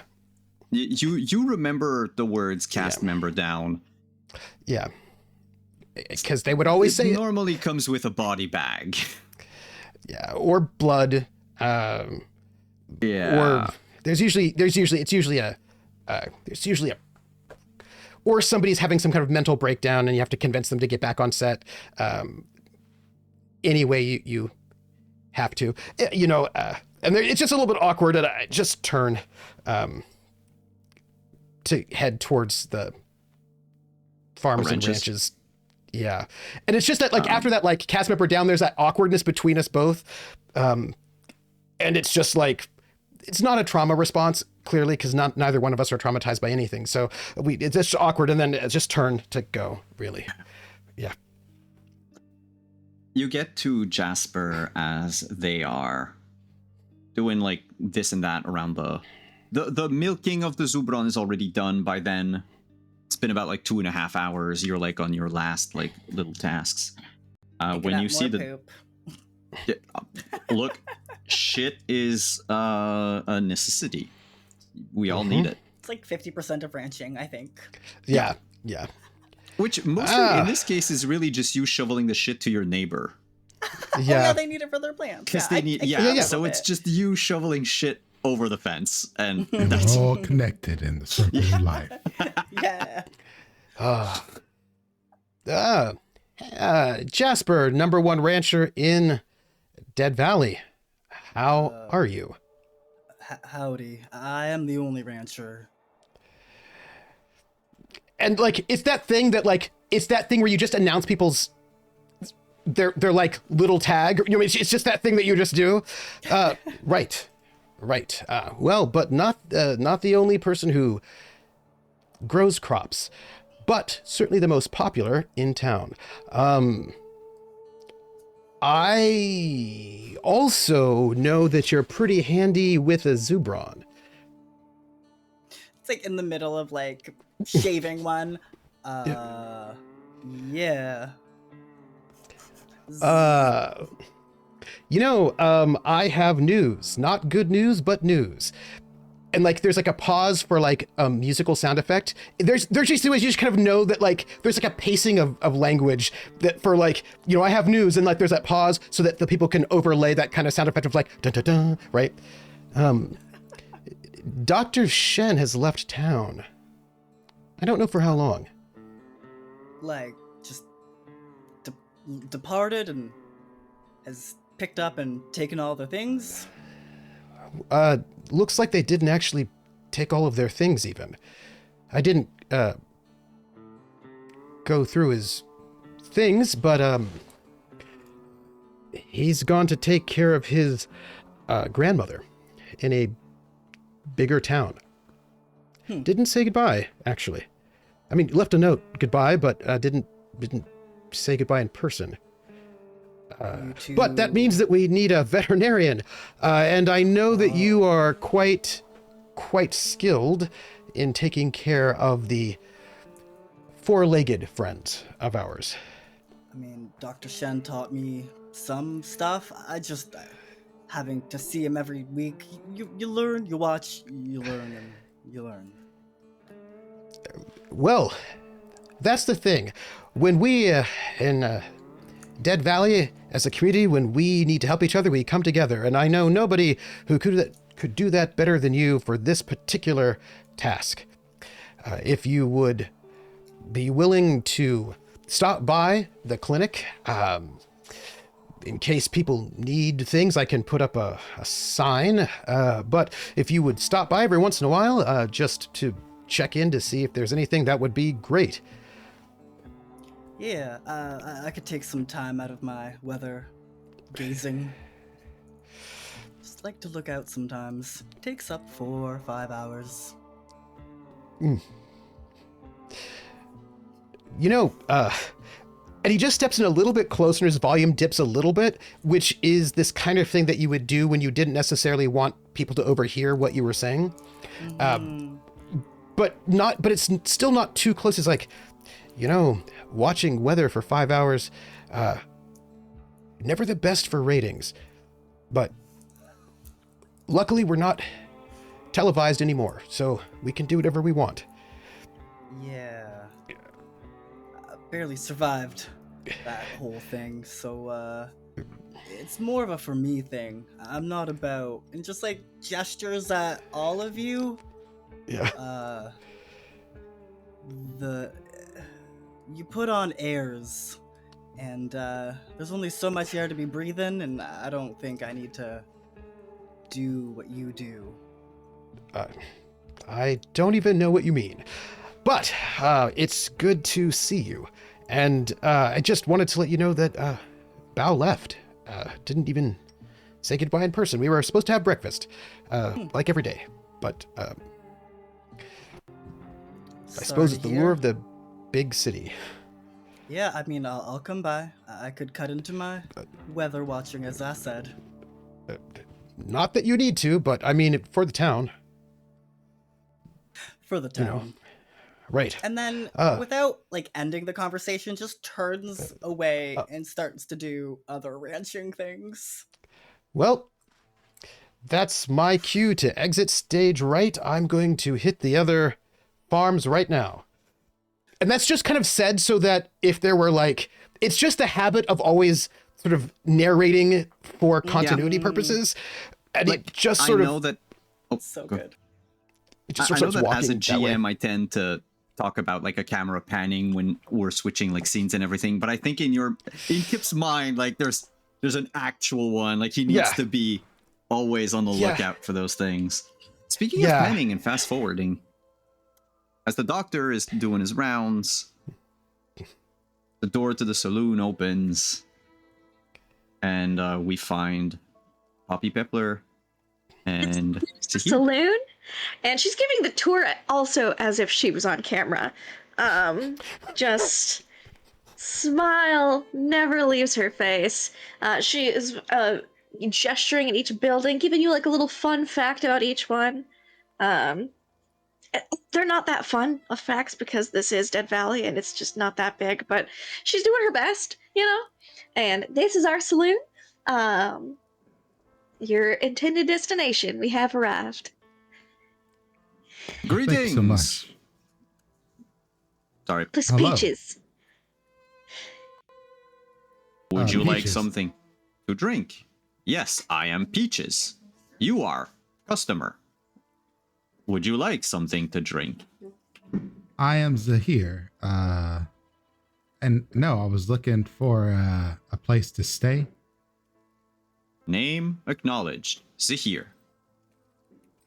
Query, looking for a place to stay.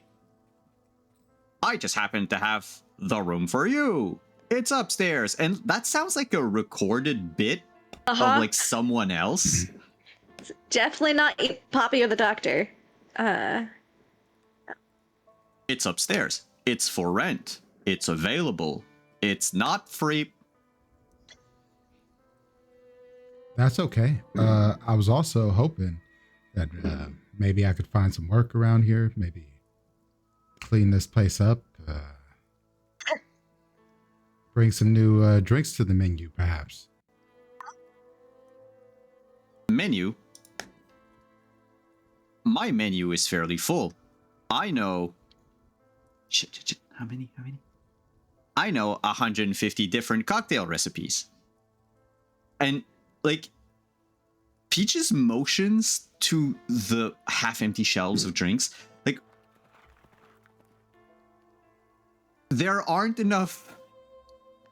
not enough liquor here, or different types of liquor to make 150, let alone 100 different type of cocktails. Just how many cocktails are currently available on the menu due to stock and inventory? 3. Not counting on the rocks, with 1 ingredient and ice. Thank you so much, Peaches. I'll contemplate my order. All right. The room. The work. Let's make a deal. And there's like a little soundbite of a TV show type of like stinger that plays. You work here. You live here. It wasn't a question. It just an affirmation. You work here. You live here. Seems like the robot decided. It's like your place, Zahir. All right. That was simpler than I thought it was going to be be honest with you. Life out here tends to be relatively simple. That's the bright what side do of you it. do, Poppy? Oh, I haven't really settled down to any one Wait a particular second. occupation. You look kind of Oh. familiar. Pushes his sunglasses up a little higher. Oh, Have I seen you I'd say somewhere doing something? I mean, You would have. Poppy has been featured and starred in about 13 different series. thank you, Peaches. I thought No I thought See problem. one. I am to please. I know you do, Peaches.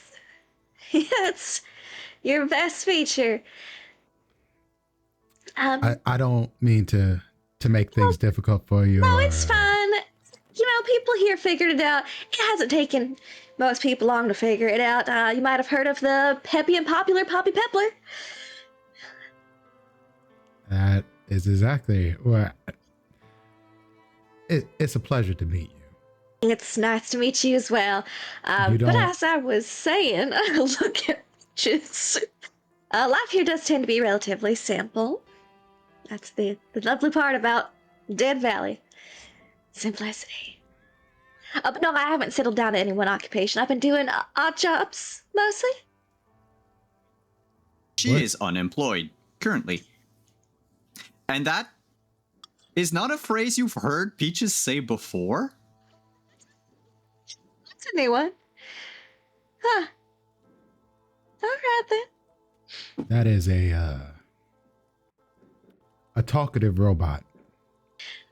Getting more talkative by the day, it would seem. I How have long been has it tinkered with. been? Oh, that explains it. You know, Again? where I'm from, there's particular laws around doing stuff like that. They don't really allow it. Well, Here is the lawless frontier. Yee-haw. that's also a new one, isn't it? So is there crime around here then? If it's Well, I mean, there's always the possibility. We've got a very short set of rules for town. No murdering, try not, self-defense is fine. Who are you defending yourself against? Vagabonds occasionally pass through. And what is Maybe- that smell? Could you explain that to me? Because this seems to be everywhere. Oh, that would be the livestock.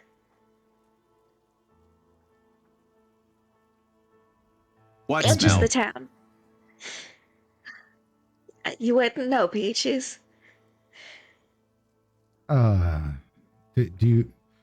Okay, well, it's excrement.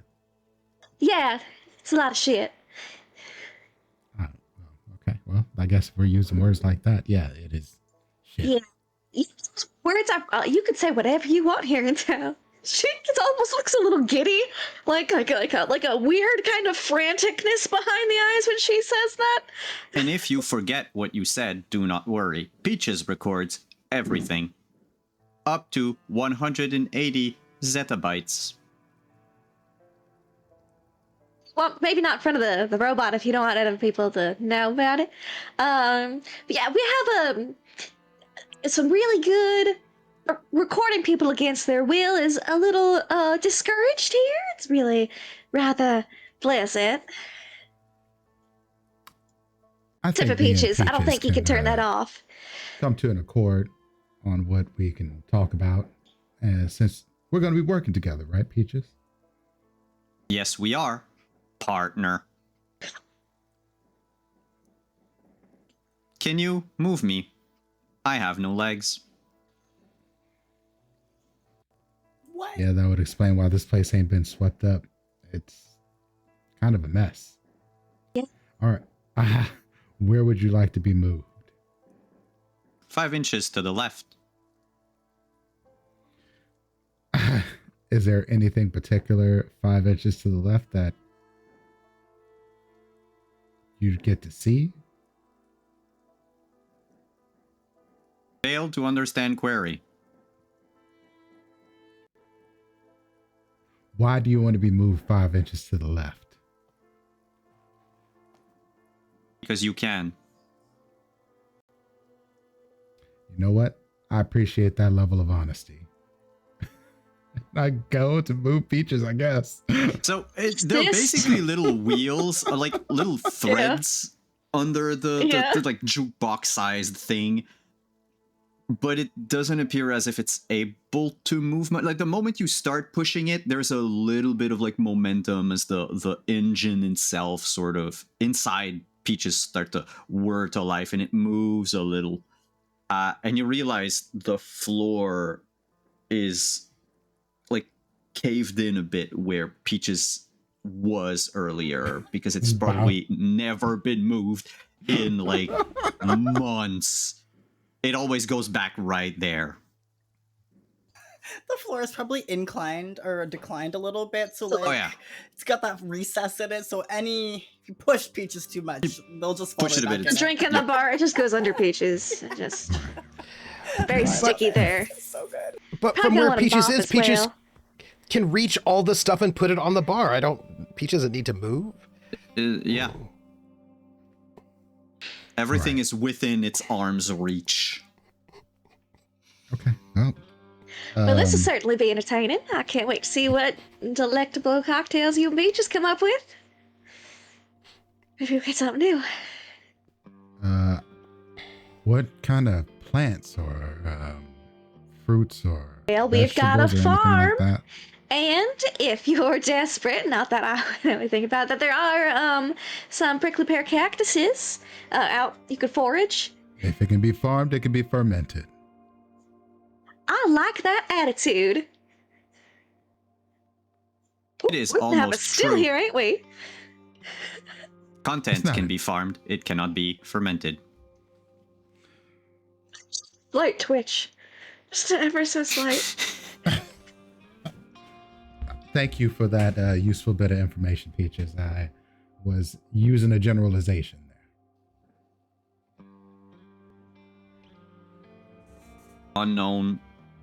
Unknown. Okay. We're gonna have to teach you some more common parlance. Peach. This is not a school. This is a saloon. Come, Well, the we'll learn drinker about worries each other. away. And we'll learn about each other, and we'll learn how to better service the people around here, I think. And Quest. Oh. and we'll teach you how to actually use that jukebox, put it to something good. You can record some music that I play, right?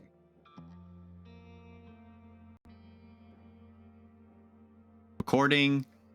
Yes. Excellent. Playing. Yes.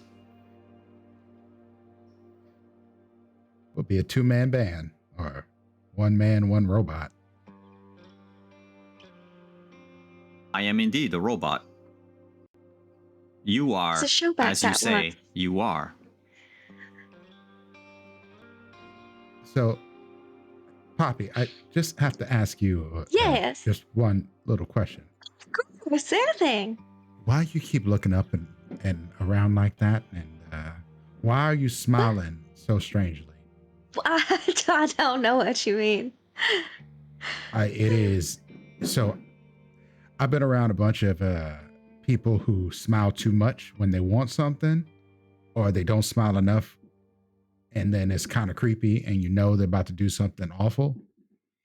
And I don't know what your smile is. Just in a generally congenial mood most of the time. Just happy to be here. Hmm. If you say so. So yeah, Are there any other just say once you've been in front of the camera a lot, it's hard to pretend that it's not on still. yes, I sort of understand I'm that. not sure where you're from, but I Where don't are plan you to from, pry. partner? Oh, well, Peaches can pry. That's fine. They record me from the bushes where I'm from. And we'll just leave it at that. Sure. Well, I spent a lot of time on camera, as you seemed quite well aware, and some of those shows the camera never turns off, and so you just gotta keep on smiling, and it's kind of hard to break a habit once you've made it. I think maybe, just maybe, we could make things change around here a little bit. Oh, sure. I mean, change comes one step at a time, right? You can make things happen a little faster in a place like this, I think. Well, I'll be excited to see what change you bring. Now, because it is such a small town, you can expect basically every single person in town to stop on by today. There's about 29 other people. There And are it's livestock. currently 43 other people in town. 43? Oh! Oh, yeah, sorry, we got the new suburbs. That's very exciting. I forget. Puppy's Um, been marked as antisocial. is that what this? Fine. That's fine. That's all right. Well, I suppose I should is there anybody else I should meet? I'm sure they'll all come by today. I will let the sheriff know, maybe the mayor. Sheriff's right across the street from me, my only neighbor, really, and it's rather nice. But I'll let them know that we've got somebody new in town and that they're taking up bartending next to Peaches, and I'm sure that they will let everyone else know. Am I'm I not gonna the have town any crier. trouble with anybody? Oh, I don't have any problems with, well, no, I don't really have any problems with anybody in town. Everyone's Okay. quite pleasant. Okay, that's good, I think. Yeah, we're all just trying to live our lives. Do y'all have a therapist around here? Well, Alcohol's the only therapy you need. that and staring off into the distance. It's very therapeutic to sit on your front porch and just look out over the horizon. I We am the have a therapist doctor here. in town. My goodness. I wouldn't, if you have a mental, I wouldn't, I mean, he might offer therapy, but I don't know if I would take it. Is what I'm gonna say. I'm gonna be level with you right now. He's Doc Hollywood. I don't know if you've heard of him, but he does Doc offer Hollywood? psychiatric. Doc Hollywood, Kip Hollywood. Is that his real name? Who knows? But Okay. I wouldn't. All right. Just be to you. I wouldn't recommend taking. And she says this like low enough that Peaches might not hear. Well, let me just check real quick. Because Doc, that's she's okay with it, but she's trying to be polite. Yeah, it's programmed to record everything and then spew it out as like interesting rumors for Oh yeah. patrons. Yeah, well, I'm antisocial, so I get it.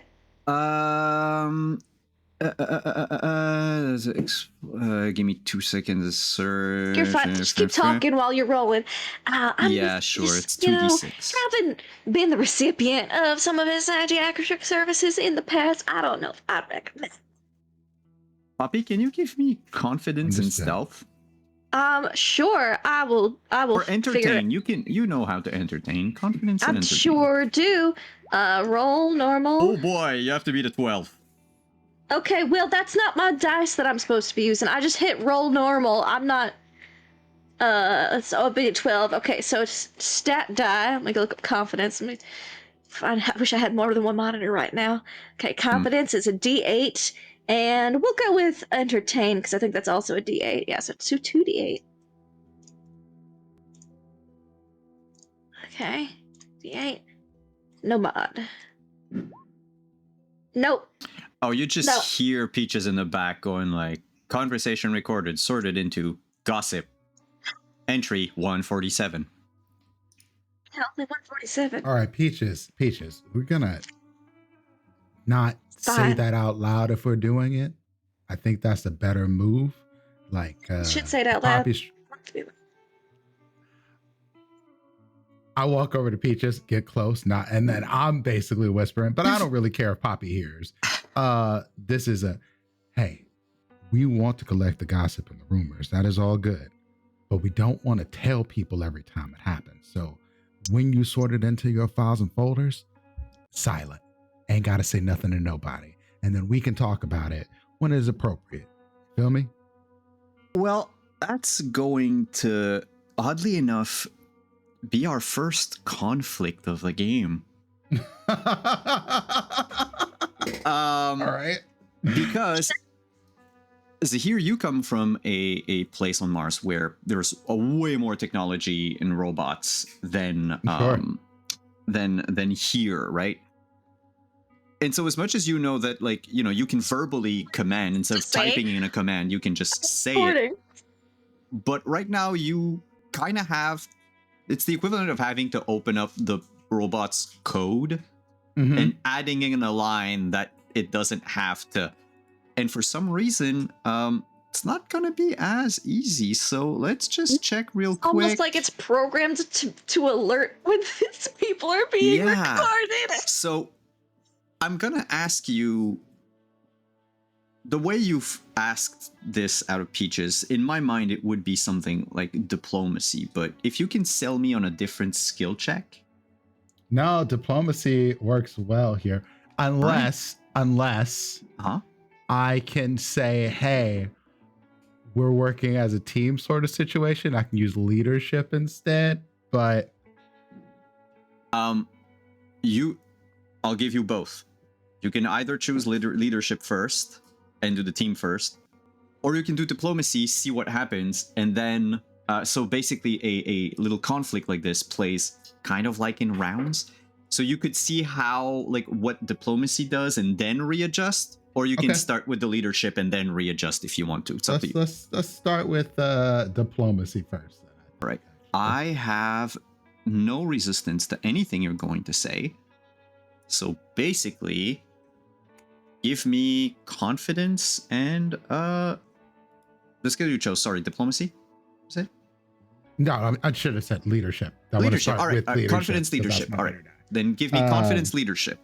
And if you have any perks that allow you to do stuff socially to computers, which I don't think you do. I do not. Okay. Then it's just going to be straight that roll. All right. Leadership should be 5. So that should be a D8. All right. All right. Got a 10.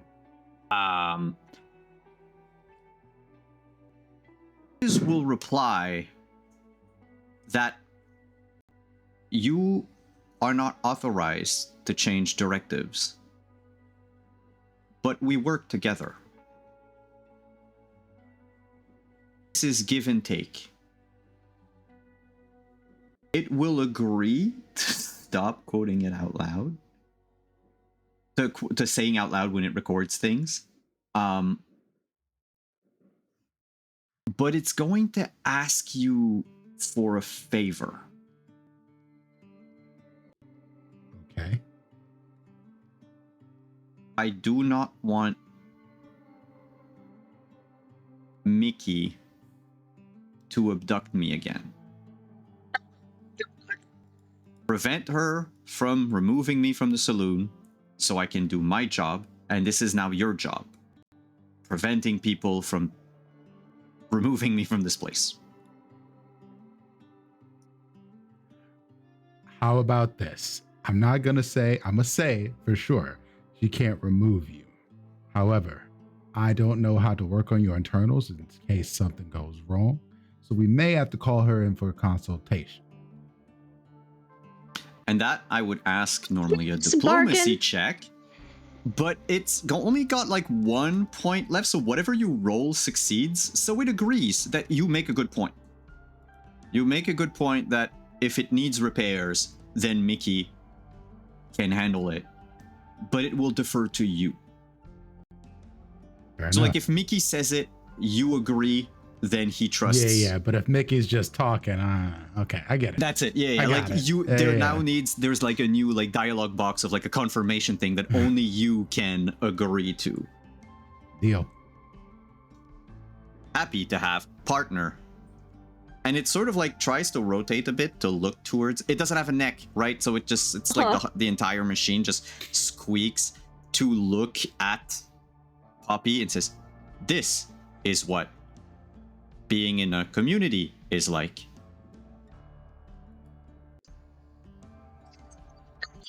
But if she heard that conversation between Zahir and Peaches, she would go, "Just gonna give you a heads up. Remember I said townsfolk were mostly friendly?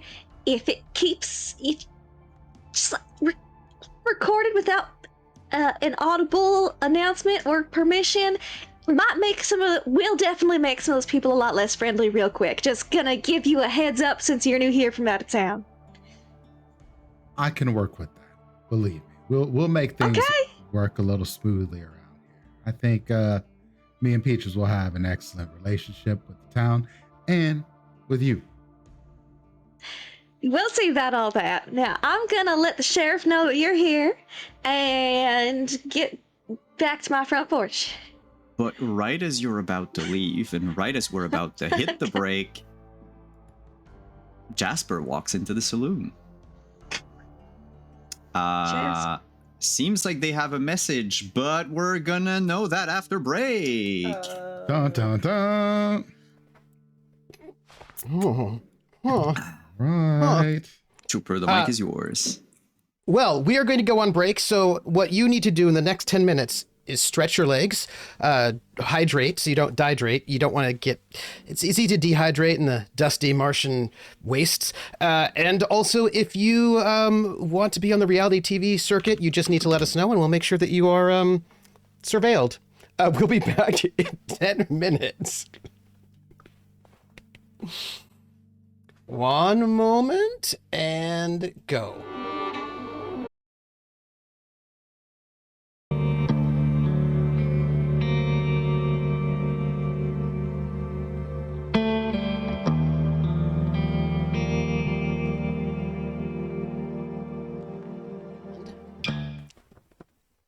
Hello, everyone. We are back.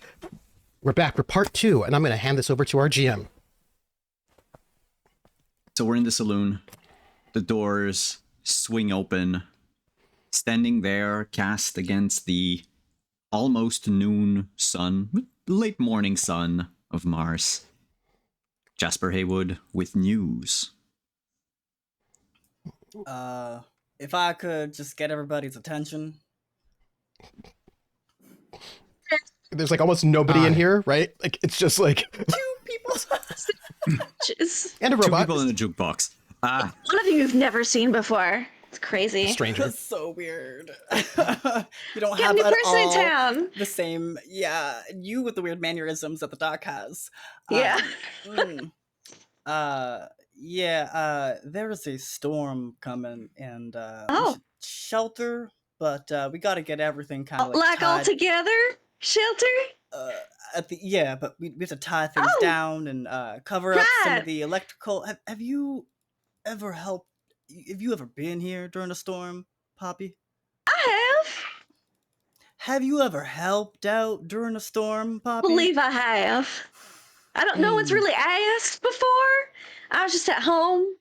I just kind of battened all the hatches and then took a nap. Wow. And you gestures at Zahir. He's new. You do not look like you have ever been in a storm. Can't say that I have.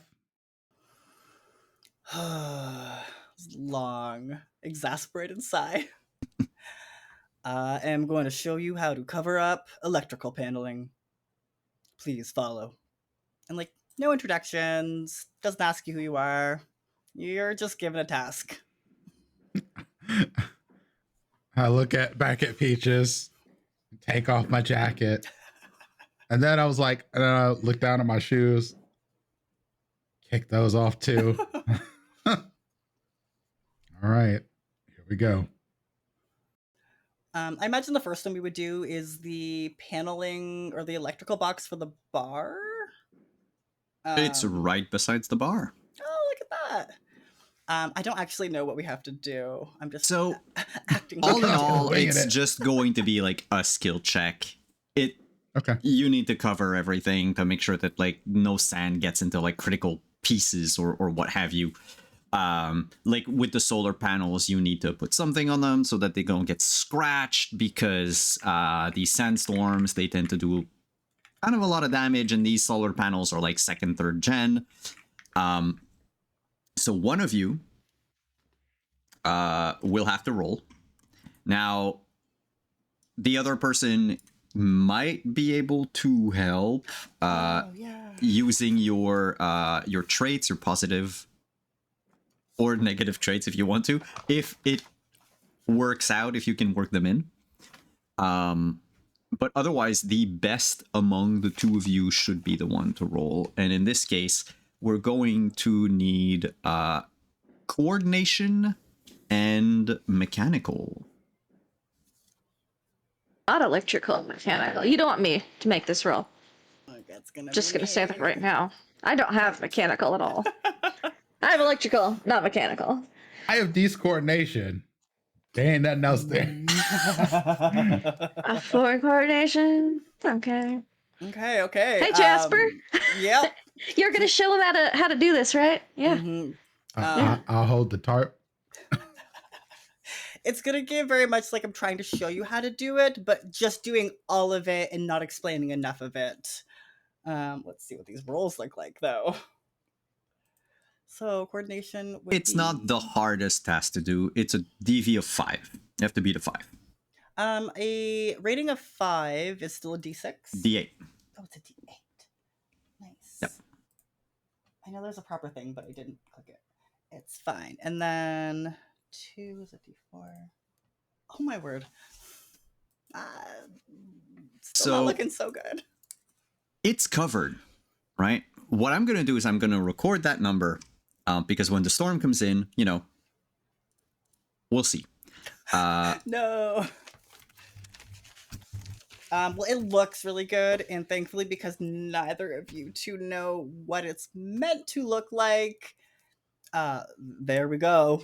It's like the tarp is there, the metal, like, you know, you close the metal lid on the electrical panel. It doesn't close right. You sort of needed to patch it like that. And yeah, and then make sure that something's covering the solar panels on the roof. Mm-hmm. And as you do that, you would notice, Jasper, well, the three of you, if the three of you were on the roof, you would see, like, elsewhere in town, Rahul.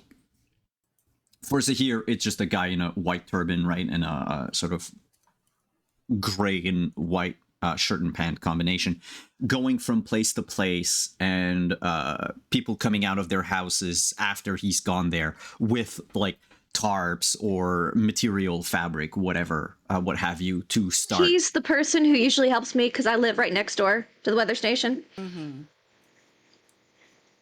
And there's also another person making, actually two of them making their way from the town hall through town. They are currently stopping at the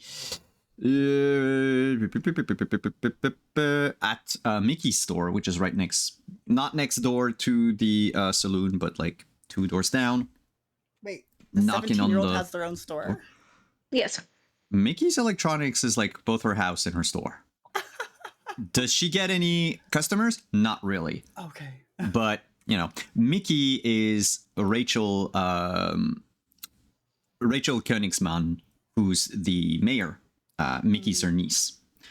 Rachel is this brunette with half of her face burnt scars. She's missing an eye and missing an arm. Her, I believe it's left or right arm. Where are you, Rachel? Her left arm is just like this. It looks like clunky mechanical arm with, like, there's a piston that pops out of where, like, her shoulder should be.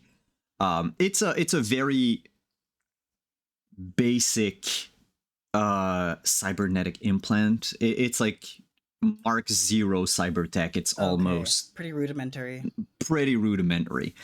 And the woman accompanying her is this tall, built like a fridge, black woman with braided red hair and like cuts across her face. That would be, for those of you who live in town, Everin, who's the town sheriff. Rachel is very petite compared to her girlfriend. And they, the two of them, are basically knocking on the door. There's no answer.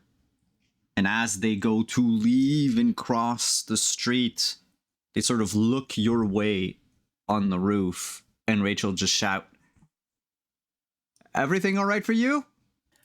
Yeah. Could we borrow Mickey? You don't know where she is? She's not in. Still, this is kind of a dire situation, and if we could really locate Mickey, that would make all of this a lot less stressful. I haven't seen her.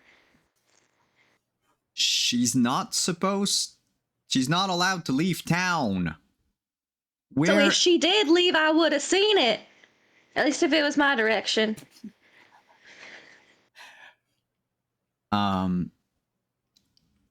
Because I faced one of the paths out of town. Rachel looks completely at a loss, and she goes, if you see her, just let me know if I don't see her before, I guess. This is still here, so that's a good sign. Who's this? And she New points guy. New guy. Hello, I'm Zahir.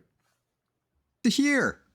You chose a perfect time to visit our little town. He's Peach's new coworker. Oh, you're gonna work there. You're a Good new luck. bartender. Yes, I am. You know how to make drinks? I do. You know how to make more than 3 type of drinks? I do. And I can welcome play the to the- guitar. Welcome to Dead Valley, then. Thank Like, you. wow, 4th drink. We're all so excited you're here. But that is the mayor, if you were wondering. Yeah. Oh, Rahul said there was a storm coming, but he doesn't know when. That is why we need Mickey. There are some electrical problems, and there was a blip. The blip might be a storm, so better to protect than not. She says something to Everin. You can't hear it from like distance they are, but Everin takes off towards the edge of town, towards the scrapyard. You can see her look like left and right in between buildings as she passes by, and Rachel will just mosey on over to where the 3 of you are. Wait for you to get off of the roof, We're done get down here. from the roof. But she'll extend a non-mechanical hand towards Zahir. Forgot to introduce Actually- myself. Mayor Koenigsman. nice to meet you, Mayor. We like things to be quiet around here. I hope you understand that. We're not a troublesome group of people, but I hope we don't have to expect any trouble from you.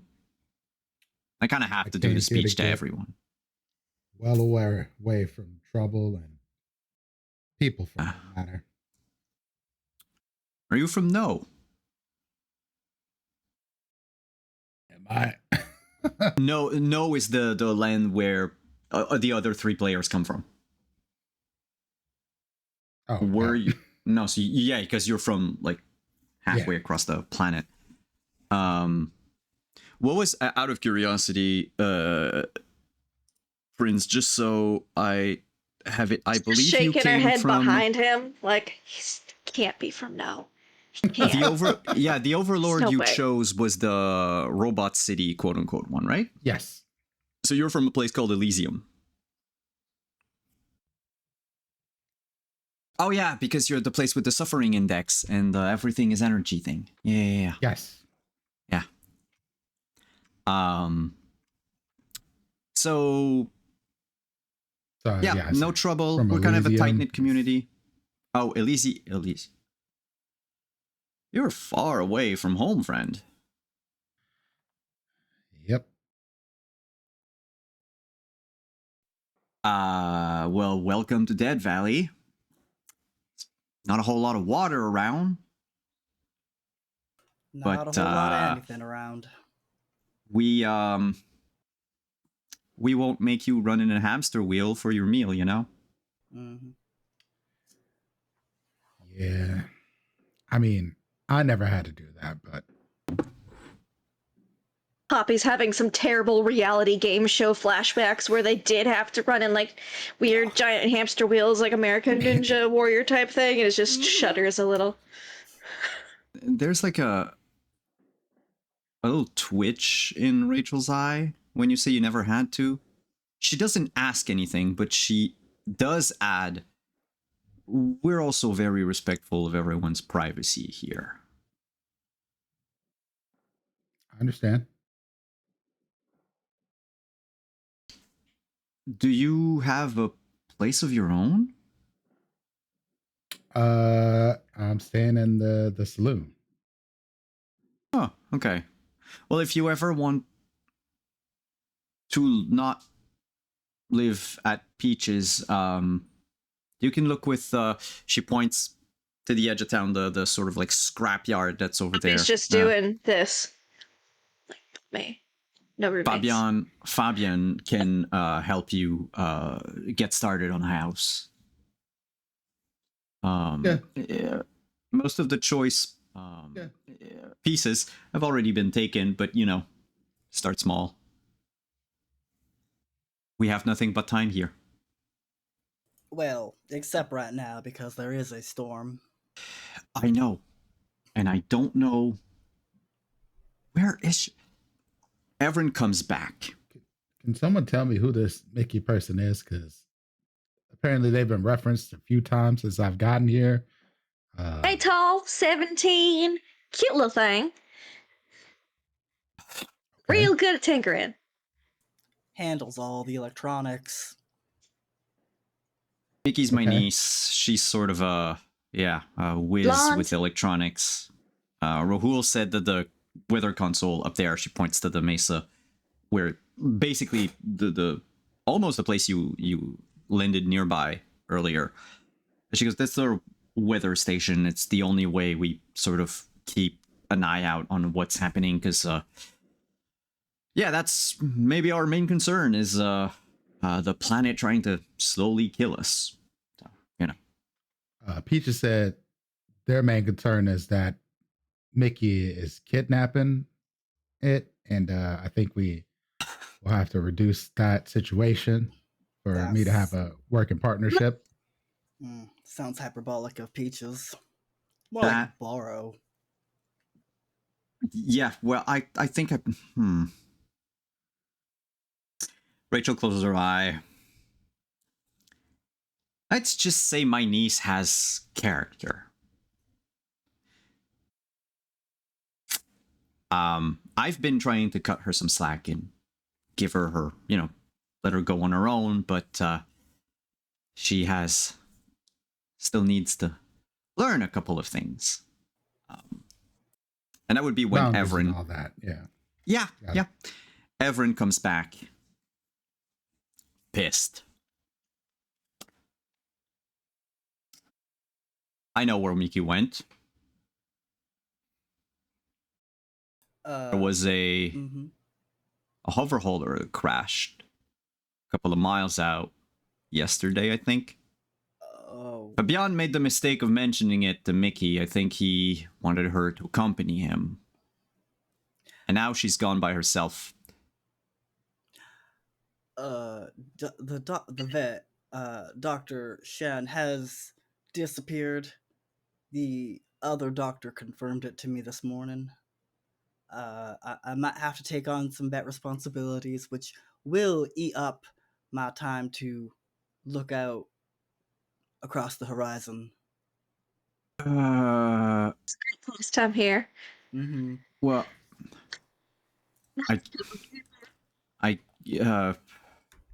can we talk about that after the storm? Yeah, I thought maybe the two were related. Is Mickey's crash in line with the storm? We don't know that. No. Where is... she turns back to Everin. Where did he say she went? And Everin just goes, I don't like the guy. I asked him a question. He answered. You want more details? You're going to have to talk to him yourself. Because I'm going to just feed him to his dog. Yeah, that's no good. I would like to know Mr. Hollywood. That's Dr. Hollywood. Dr. Hollywood. Yeah, Thank you. After meeting with Jasper earlier today, you did your rounds, you went to the other farm. And sort of as you're coming back up into town, going towards your clinic, you see this little, like, a troop of people. I'm standing in like the spot behind Zahir, someone or Jasper, someone taller, so that you can't see that I'm part of this group. Because why would I be? Because I'm antisocial. Yeah. But it's just for Everin, thematic the effect. mayor, Jasper, a well-dressed person with no shoes. And they're like talking by the saloon. So I'm supposed to, making the big loop around, right, to let everybody know about the and you emergency. wouldn't see Poppy until it's too late to veer away, because they would be awkward. Oh, no! Yeah. I'm just setting it up like that. Yeah. Yeah, that's great. You can't avoid it. Yeah. So neither of us can avoid it, really. Oh, right. Yeah. Yeah. So I think I'd walk up, not seeing you yet. I'm like, oh, I see the news has traveled. Miss Peppler. You're talking about Dr. Shen? Yes. Oh, did you... Doc, Rachel says, there's a storm coming. Oh, how long do we have? That's the thing, we don't know. The weather station's broken, and I think Mickey left with Shen, maybe it was... Something Shen left this morning. Did Dr. Shen tell you anything before he left? And the doc pulls out this, the note, and he hands it over. No, I was waiting for him for breakfast, and he left. And giving Rachel the note means that Rachel knows that maybe he's not coming back, which he's not actually said to everybody out loud, because we don't need to cause a panic, But Rachel can see that maybe, Yeah, she reads the note, she looks at Jasper, and there's sort of like a nod of understanding about what you said earlier, and okay, well, okay. Do you want me to go and take my electronics kit to the weather station? If you can. Otherwise, and she's gonna turn to Zahir and Poppy. Because you're people. Well, Zahir, you're new, so we can use you. Poppy, you're a people person. Wait, are you saying that Peppy Peppler is a people person? She's a Peppy people person? A popular Peppy people person, Peppy Peppler? It's a Peppy people person. Did she pick pickled peppers? Oh, she had to do it once, twice. Or a bit. It was a commercial. No. It was a pickled pepper commercial. And I had to pick a peck of it for the pickled pepper commercial. For the proprietary copyright of Pickle Peppler. Mr. Zahir, can you just go and ask Fabian what's going on with, please? If anything, Mr. Zahir, you'll get to know some other members of our community. And also, nothing will endear you more to all of us if you start talking to people. And she glances at Poppy. By the way, I'm Dr. Hollywood. I'm the medical man in this here town. And you are without shoes. I am indeed without shoes. I should go grab those. I didn't want to. It is important. You don't want to step on something and get tetanus.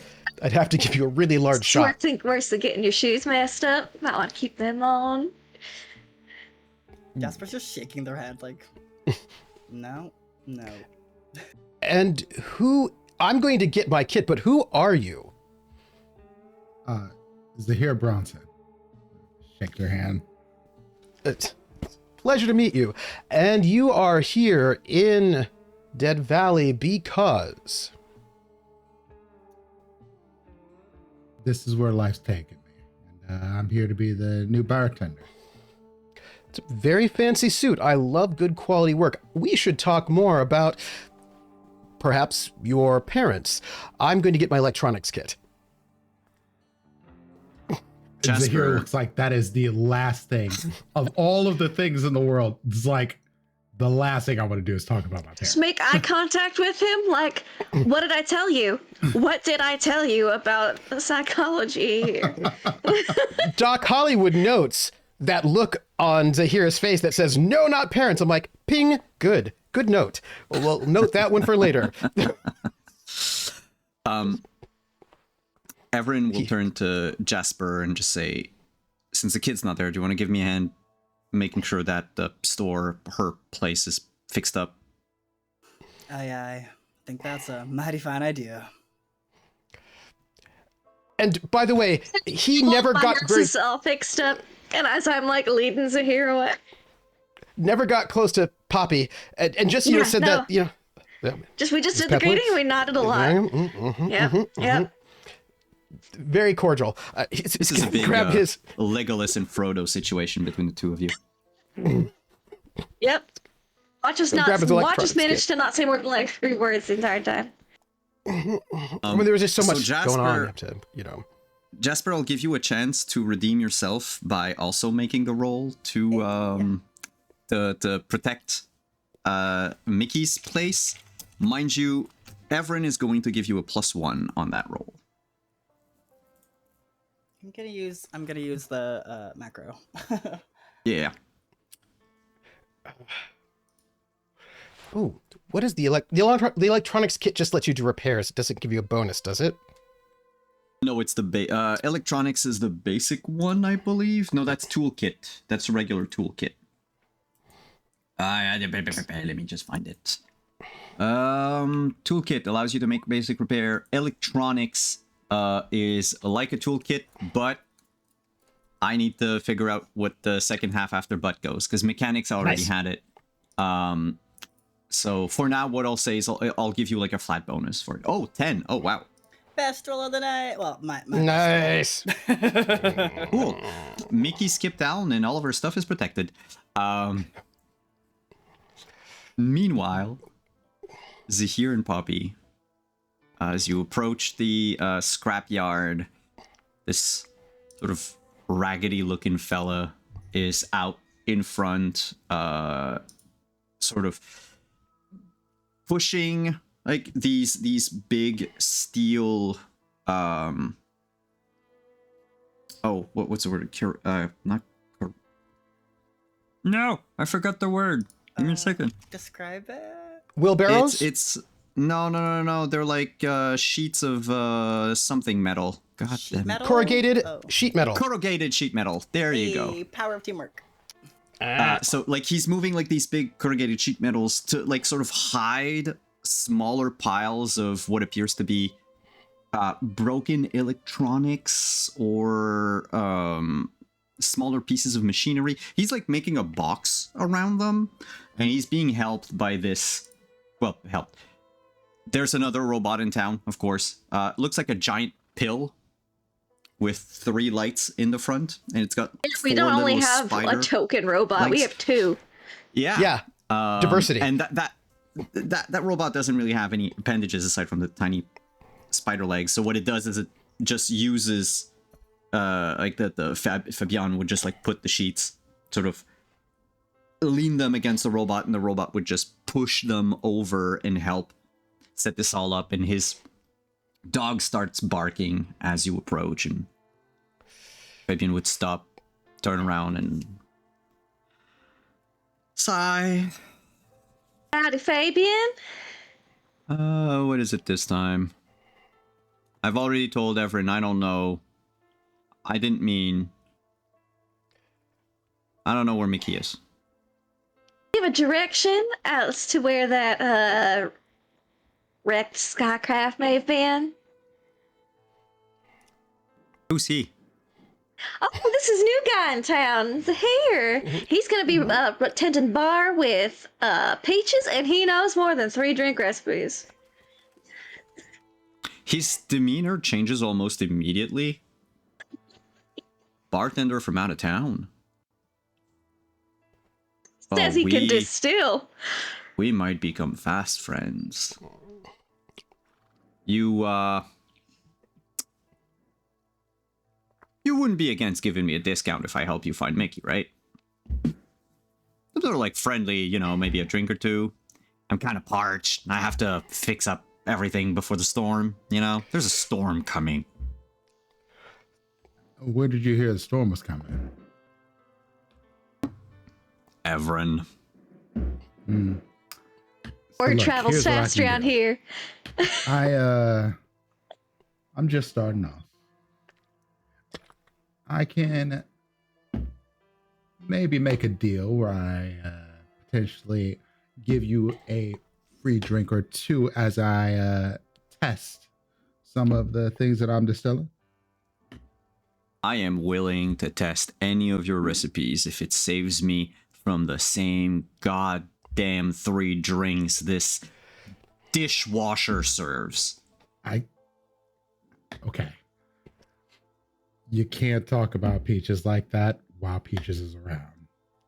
This is Where used is to he? it. I'm telling you ahead of time because we've worked out a little bit of a deal. Myself and Peaches, since we're gonna have to work closely together. Dishwasher's you. far from the worst thing. The Peaches has been called. Okay, but between the two of you, who's the boss? It's a partnership. He looks at his robot and he goes, Potito is a smart robot. We can be in a partnership. Peaches is a glorified dishwasher. But you know what? I'm not going to...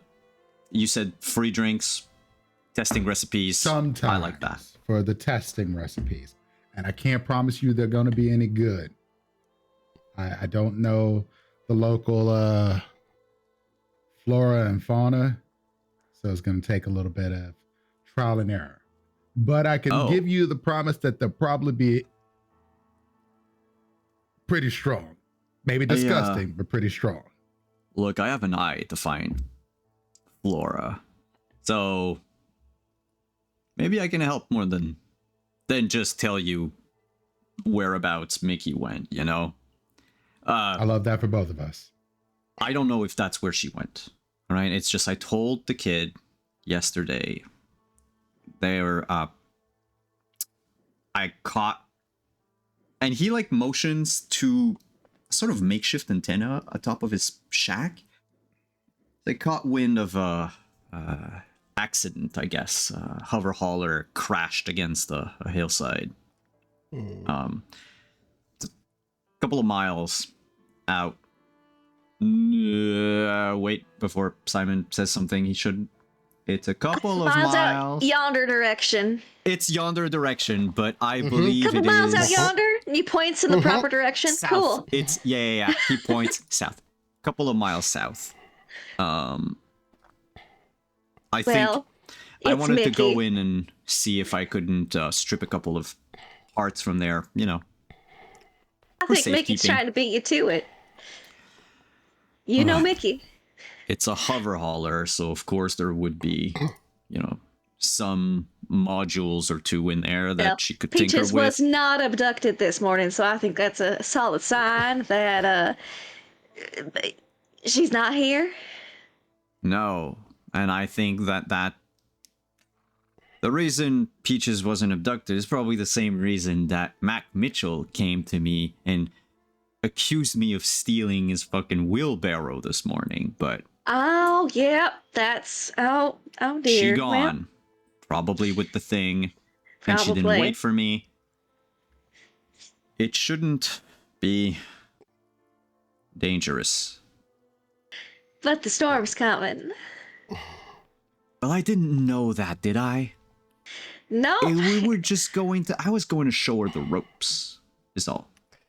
Yeah. She's got that teenage arrogance where she doesn't think she needs to be shown the ropes. You know how it is. The youngins and all. Well, good luck. I don't think I need to... It's that way. Couple miles? You'll probably see it. Couple miles is in 1 or 2, or couple miles is in, like, 4 or more?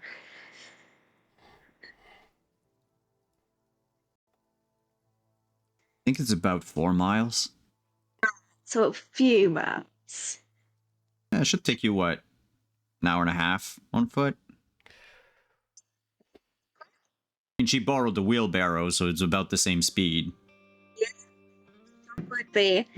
Is Don Quixote here, by the way? Dog Quixote? Yeah. Well, yeah, the German Shepherd's right there. Yeah. Poppy will greet Don Quixote. Ark, if he's friendly. with a Spanish accent. Yes. Barca. And just give him like the face rubs and just, hi there. He's an old shaggy dog. He's also, you can see it in the art piece, also missing an eye. Yeah. Well, she gives him some affection. That's who she'd like to mingle with. But I think he's the only dog in fact, in town. fun fact: Don Quixote and Fabian are missing the same eye. Aw, like they resemble their owners. Yep. Hopefully, that's just what happened.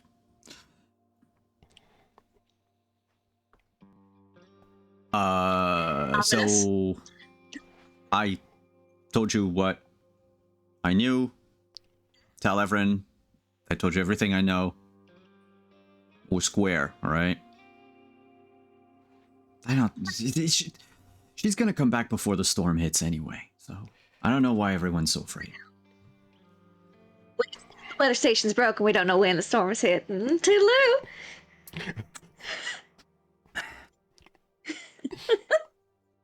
Stop that and walk away. Yeah, let's move to Dr. Hull. Oh, yeah. Oh. That's all. Just... 2 drinks. 2 drinks. Yep. You're gonna have pretty easy, actually, with only 2 drinks. I'm just gonna let you know right now. I'm going to probably literally poison that man. Wouldn't be the first time.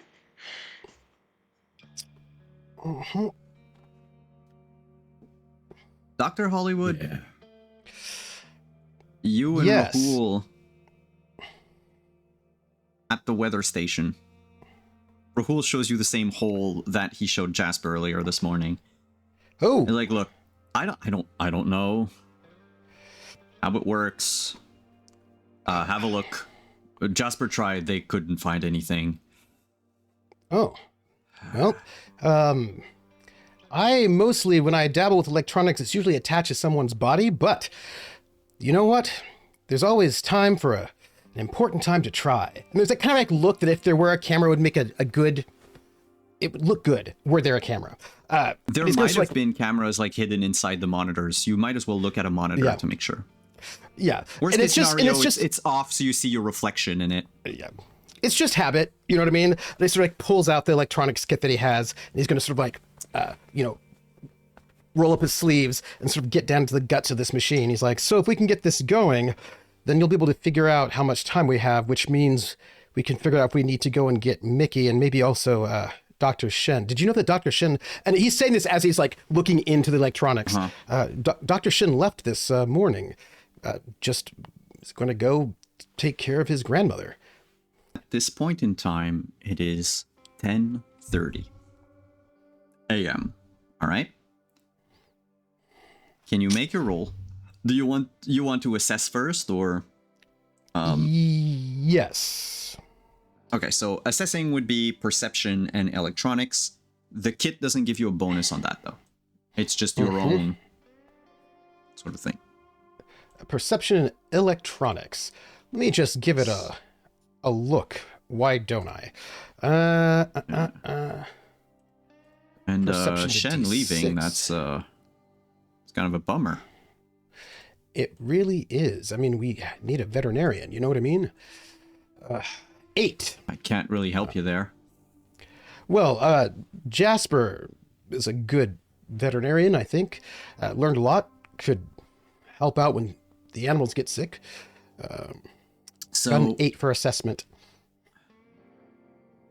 Well, you can assess it better than Jasper did.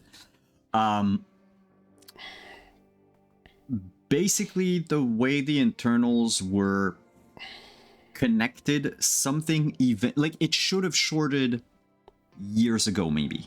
It's a miracle it never overheated until today. That said, it is repairable. You can attempt to repair it with your tools right now. We'll use the tools like I'll give them the same use as like the first aid kit, which is you can completely discard your tools to succeed on the check.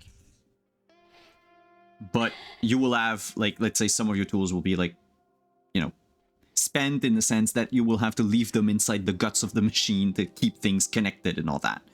Or you just try a roll, you get a +1 on that roll. Question. And also your assessment would know that it would need to, like, several parts would need to be replaced, but it can still be repaired right now. Having the proper parts would give you a massive bonus to it, but it's an intelligence plus electronics DV9 to repair it.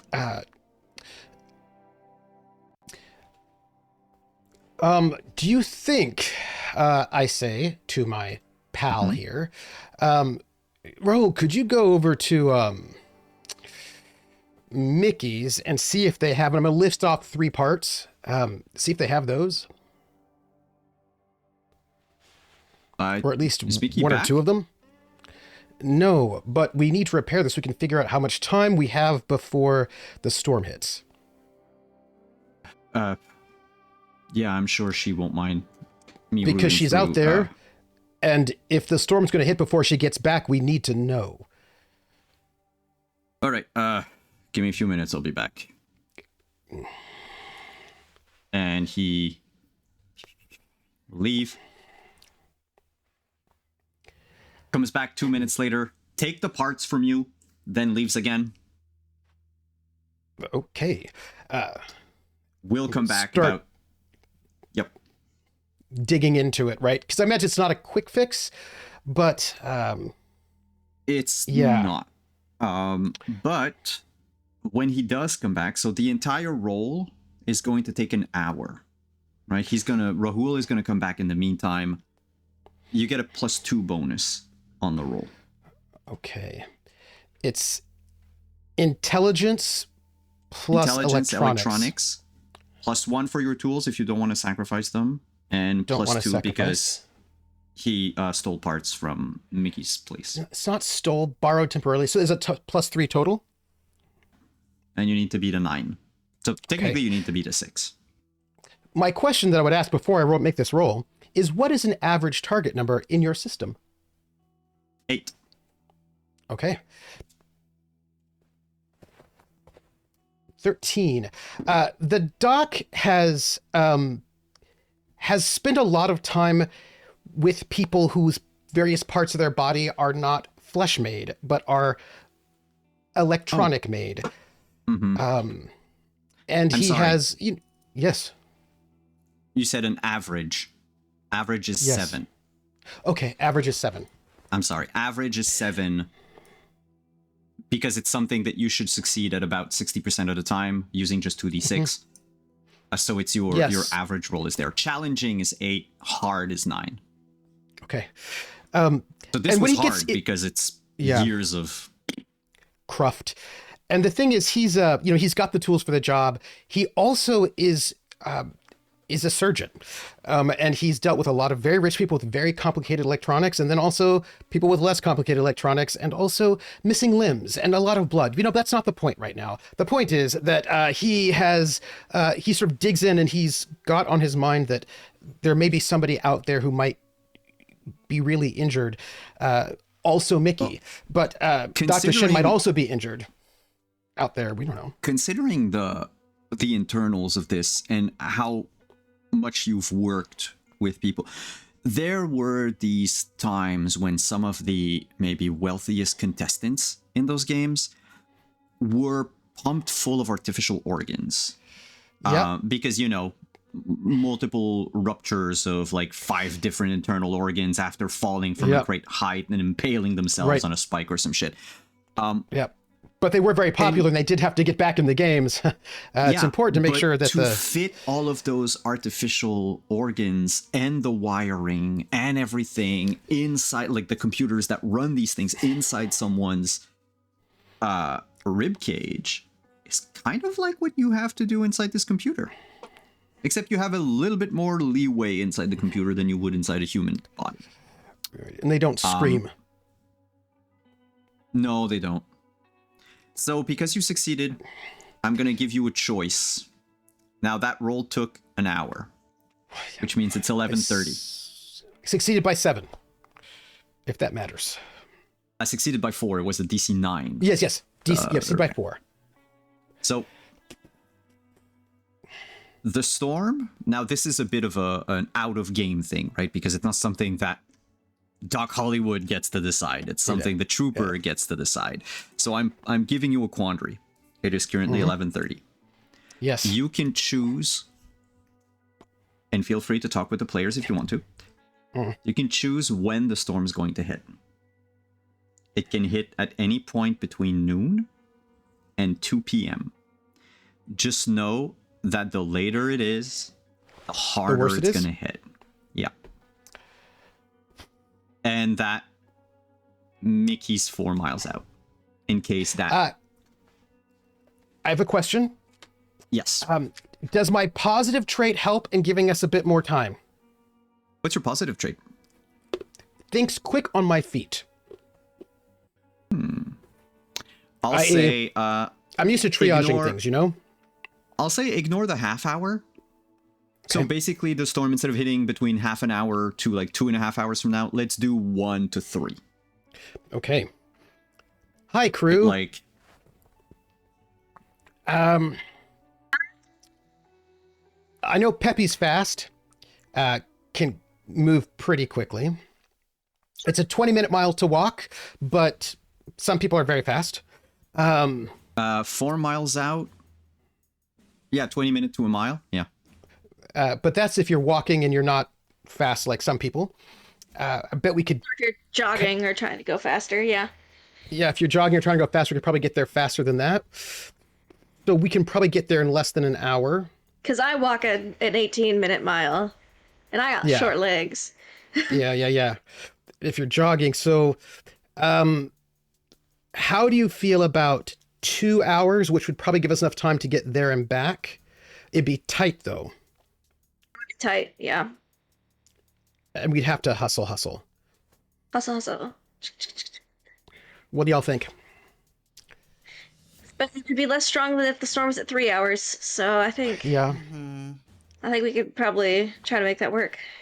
Does Jasper's tractor move Ooh. any faster than a walk? So, interesting thing. Yes, it can, but your tractor currently has the damaged tag, which means that whenever you want to use your tractor for whatever purposes, using the tractor, using a tractor is whatever. Whenever you want to use it for what it's supposed to do, right? Which is driving around kind of thing and doing tractor-y thing.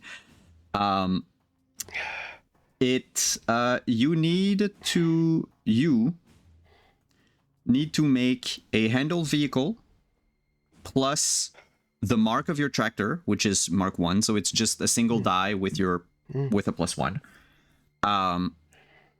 And if you succeed, you can use it for like an entire day. But if you fail, it is broken. Like you're gonna push it. Now, mind you, if there's more people around you, maybe some people can try to like patch it as you're driving it or something, so that might also work. But by more help. people, Poppy and Zahir might not be the ones to help. The duck might be. Well, my question would be more like, push it. Right. Does any one of you have the jury rig perk? Those are not my perks. Okay. Do any of you have perks in handle vehicle? Yeah. Which one? No. Brace for impact. Oh. Oh, well, that's great. Because if you do take your tractor and it goes to shit, it's not going to go to shit as bad as it would normally. Like, brace for impact is something that this trucker hauler thing, that driver Should have did had. not have. Hence the, But yes, and if... Does anyone have anything in mechanical? Just me. No? All right. And perks in electronics? Neither? I have a threaten perk and a defense perk. I think. Medicine and first aid. Tracks. And Zahir? Yeah. No, combat perk. Yeah, combat and... No, but what are your two perks, Zahir? Or which skill are they in? Oh, leadership. Oh, they're both in leadership. I'm qualified to have an electronics perk, but I do not currently have the slots available until we level up. So which is not now. basically, it would be a like a gamble. But I can tell you right now, if you take your tractor and you try to start and you fail the roll, like, you don't waste time. It's going to be dead on start. Like, you're not it's going to not waste leaving any the time. It's farm. just know that it's going to be even harder to repair afterwards. Yeah. This feels like Otherwise, this is the time. Mm-hmm. I don't know how good you are at Zubron handling. I thought about it. Ooh. I mean, they don't really go as fast as a tractor. Not as consistently. I feel like they'll stop to eat too much, just like little patches of grass or whatever they find. We'll probably move faster than them. Yeah. Okay. I think the tractor track is the idea.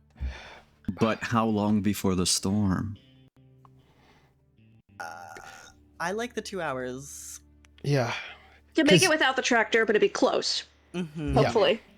We can Because hopefully if we can get a 15-minute mile, which is totally doable even at a especially fast. if we can like get out there real quick, we can be a little slower getting back. Yeah. Yeah.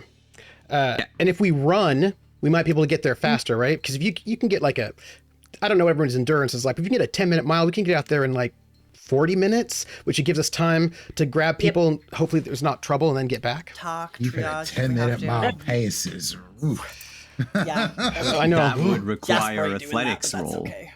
But that's Yeah, okay, because tractor. if you fail that athletics roll to, like, force march your way there, you still get there Agility on and time. endurance You're of just 5. going to be exhausted. Okay. That's all. Arr.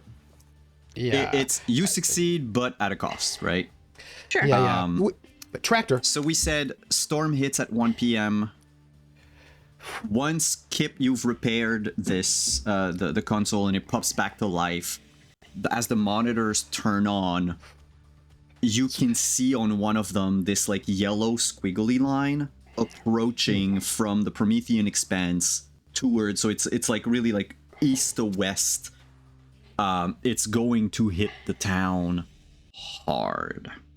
Is it radiated? Radioactive. In 3 hours, though, that'd be really hard. Yellow means radioactive, but there are pieces of the squiggly line that appear to be a little whiter. And Rahul looks at it and goes, I need to make a roll. Okay. Wow, that's really astute of you. I know. We're all making rolls. Way to go, Raul. Rahul. Make that We're roll. all making rolls in life. You know? We all have to play the role we're given. Okay, 9? it's radioactive, from what he says. But it's not as bad as the one we had a couple of years back. That's good. All right. Okay. I will. We're still going to need, for the most part, to take shelter somewhere. But if we're out there, he sort of stares at you, like looks you dead in the eyes when he says "out there." That might be a problem. Doc, do you have any radiation medicine? No, we don't have any left, unfortunately. We have not been gotten any supplies in town for a couple months. Then I suggest you hide out when you come. I suggest you be here in. Yeah, hide when the storm hits. Look, Dr. Shen and Mickey are out there, and they don't know to come back. They've got to get got. Also, the infirmary needs to be battened down, and I think I'm going out there to help find them and bring them That back. would make sense. Look, I'll take care of your infirmary. Okay. I let the mayor and the sheriff know. I'm gonna go and let the I guess the posse know. that we've got to go. I All haven't right, heard anyone use that word in a while. Well, there was that one show. Never mind. Gotta go.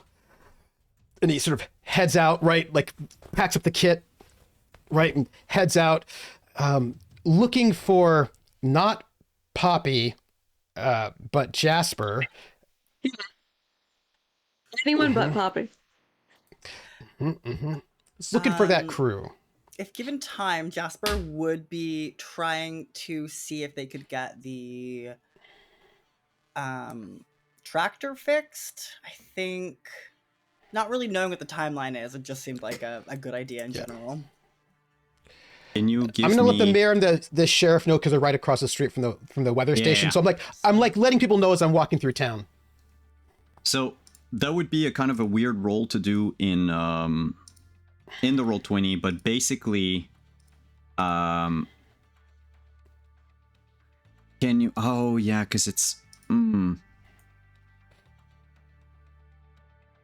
Yeah, I guess what we'll do is roll for your stat die, roll a d4, and your skill just use handle vehicle.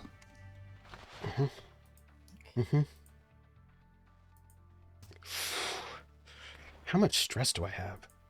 If it's at a rating of 3, that is a D4. 1, 3, 5, so that's a 6. D6. Thank you. D6. I'm gonna write that right there. So D6, D4. Okay. Tractor's dead. You hear swearing and like the sound of kicking. Oh no. Stupid tractor. Door falls off its hinges. Wait, Oh no. can one of us help? It would not Take have been stress enough to give anyway.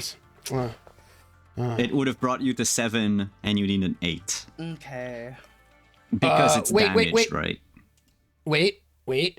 Doesn't it What? say under details that no, it's only a +1? Dang it. Yeah. I was hoping. It's 2 stress for a +1. Getting a +2 in this game it takes a lot hard. to get a +2 to something. Yeah. Ooh. Howdy. I was hoping to get this up and working. Jasper, it's coming. It'll be, I'd say, like yellow. It is radioactive. Shit. We've got about 2 hours. Do you think we could Alright. get the tractor to go and see if we can get Dr. Shen and Mickey? They might be together. And you look over, it is probably smoking a little bit, just like not even steam, just smoke. It is out of commission. Okay. GM, are there any vehicles in this town? Who has them if somebody does? Yeah, the other vehicle was Mac say it. Mitchell's, other and tractor. Mickey took it. Oh, that one, yeah. Okay. That means that Mickey probably has a working tractor, though, so if we can get to Mickey, we can ride the tractor back, hopefully. Mickey has Maybe. a vehicle, yeah. Yeah. If it's not Oh. broken. I would love this to be the point where I don't see Doc because Jasper is standing between, and I'm like, oh! Yeah. And I'm on the other side of the. I'm on Jasper, the that's other side of the tractor. Yeah. Tractor. Yeah. Yep. Yeah. Jasper, Howdy again. got word about Mickey, about 4 miles yonder. I poke my head over the other side. Yeah. Miss Peppler, Oh, Doc? good to see you. We've about 2 hours. Likewise. Are we going to retrieve this kid? That's the move, right? Yeah. Looks And I like we're suggest we start hauling ass like right now. going by foot. Yeah. Well, By there's this foot. one time I was all naked in a field, and that was a tighter deadline and worse conditions. I think you might be able to make it. I Look. have something that would benefit us here since we're running, because I Yeah. did pick my perks in leadership, and one of my leadership perks is what's the name of this thing again? I just had to pull that. Lead by example, I think is what's called. Yeah. Yeah. So If if I start running and y'all do the same thing, then y'all get a +2 on your rolls. +1. Whoa.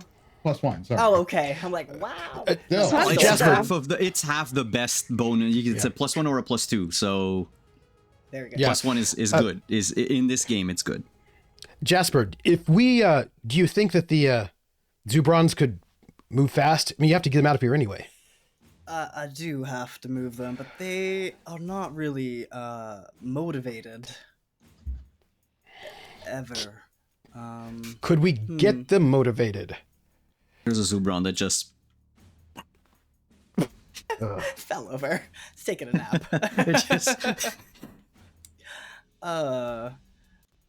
Can we motivate them? I'm trying to think, like, do they have a favorite snack? Here's what would happen. If you decide to hoof it, using Zahir as the leading by example, you would need to make endurance, athletics +1. If you take the Zubron, it would be, in this case, confidence and animal husbandry. It's the same. It's the same DC. It's a DC 6. If you don't have animal husbandry as a skill, you don't get that second dice, do you? You get a -1. No, you just get a flat -1. That's so. It would be for me a basic confidence dice +0, because negate itself. D4 plus a D6. It's not bad. I have nothing athletics, so we're just gonna be. I have a D4 in athletics. But you've got endurance. And 5 a D6 in endurance, or D8 in endurance. D6 in endurance. So Yeah. So someone needs to help you Zahir to make sure you succeed. yes. Yeah. If we're running, I can help, because again, I was on naked and afeared, and that was. You did have a little bit of heat know. exhaustion, but you pushed Was through that- it. It was a Which TV of your show. trait? Okay, so if we're running, It'd be athletics. yes. Or endurance, yeah. Poppy, what is your trait that you're using to help Zahir? Oh, Which it means has you're to also be. going to take a bit of a. Well, the trait will flavor how you help, like how it comes Oh, it's a to. trait, not a perk. Okay, good. No, trait. Yeah. Yeah. It would So be it's athletics. your positive trait. Yeah, but I you're. think. Well, but I can use any skill to roll to help with this. No. What No, I your mean is, positive, your negative trait. positive personality trait. Oh, that's a good question. I haven't, because I forgot. There was a yeah, you spot on the didn't- sheet, so I forgot about it. I only have a negative trait. Come up with one. Okay.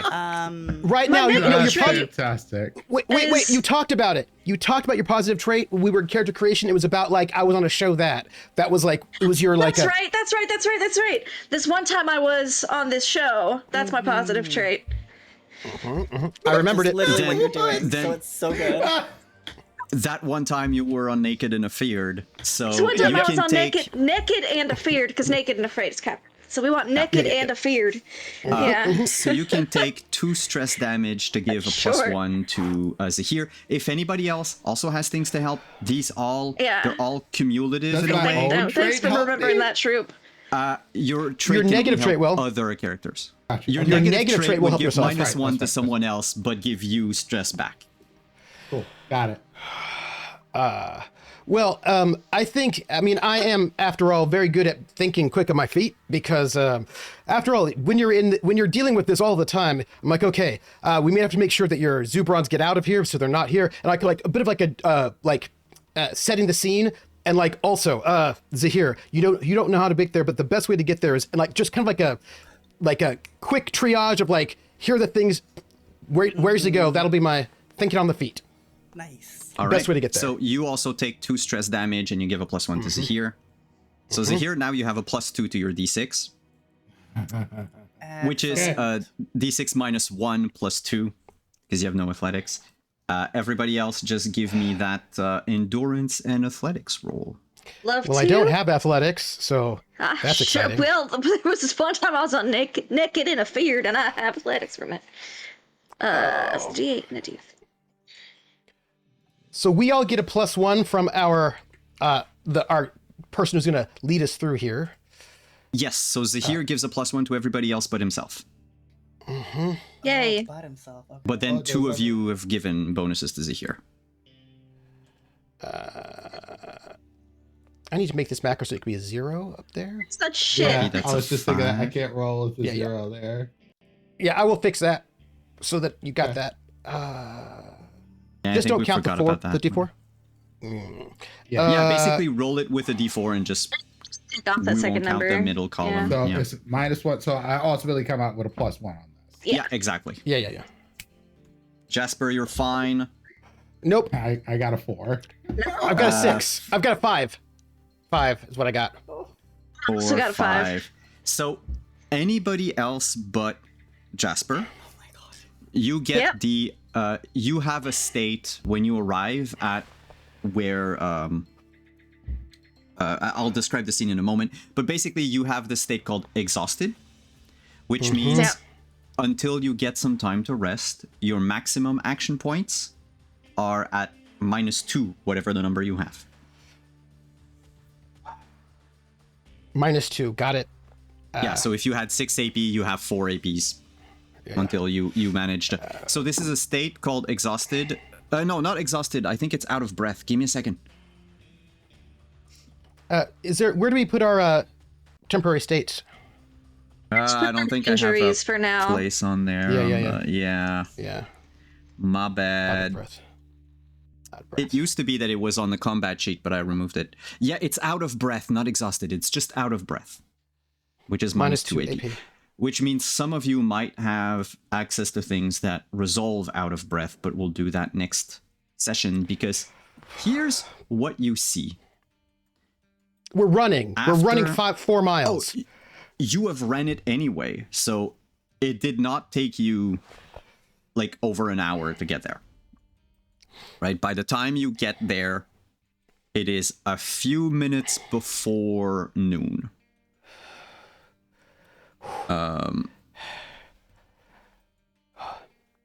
Yeah, the storm is going to hit. Jesus, by the time that you was get not to that negative scene, fear. the storm's going to hit in 2 hours. Okay. In 1 hour, sorry. A little bit more than 1 hour is. Yeah. I'm looking at all the times on my timeline, and I apologize for that. By the way, Doc Hollywood clearly is not trained in athletics. He's fit because he works out, right? But he's because he has to look good for the cameras. But he's clearly not a person who spends a lot of time working in the fields. You know. Got the glamour muscles. Like she hasn't done cardio in a while. Like has worked out, but not cardio. And it's been a few seasons since Naked interfered. You know. Ugh. You're a few ways out no. of town by this point. When you locate the crash of this trucker hauler, it's basically, well, it's skidded, but like it's flying, so who cares? But it basically rammed against the side of a rocky hill, a very steep rocky hill, almost. It cuts almost like as a cliff to some extent, and it broke in half. Like it hit, would have like a car in our world would have hit like a guardrail right on the highway, except the guardrail is rocks, and the speed was too much, and the thing broke apart. Now, you see Mickey. You notice that she had started sorting things because you notice by the crash site there's like a pile of broken debris, but then there's like the wheelbarrow is a type of vehicle, doesn't go very fast. In D&D terms, it would be like a tensor's disc, right? It's like about like 6 feet wide. You can put a lot of, doesn't go super fast. You can put a lot of weight on it though. Yeah. She's left it there. There are like crates nearby, barrels that she rescued from the thing. But right now she's standing on a rocky outcropping, waving her arms, trying to signal you. But as she waves one of her hand up, you can see this like almost like turkey vulture try to jump at her as she moves her hand. And there are like 2 other kind of smaller vultures around, and they're all like waiting to pounce on her, which were they actual vultures, they could just fly. Last roll of the night, if everyone can give me intelligence and newsmonger, or perception and either animal husbandry or natural science. So it's int and newsmonger, or Yeah, perception and... I'll put it in the Zoom, the Roll20 chat.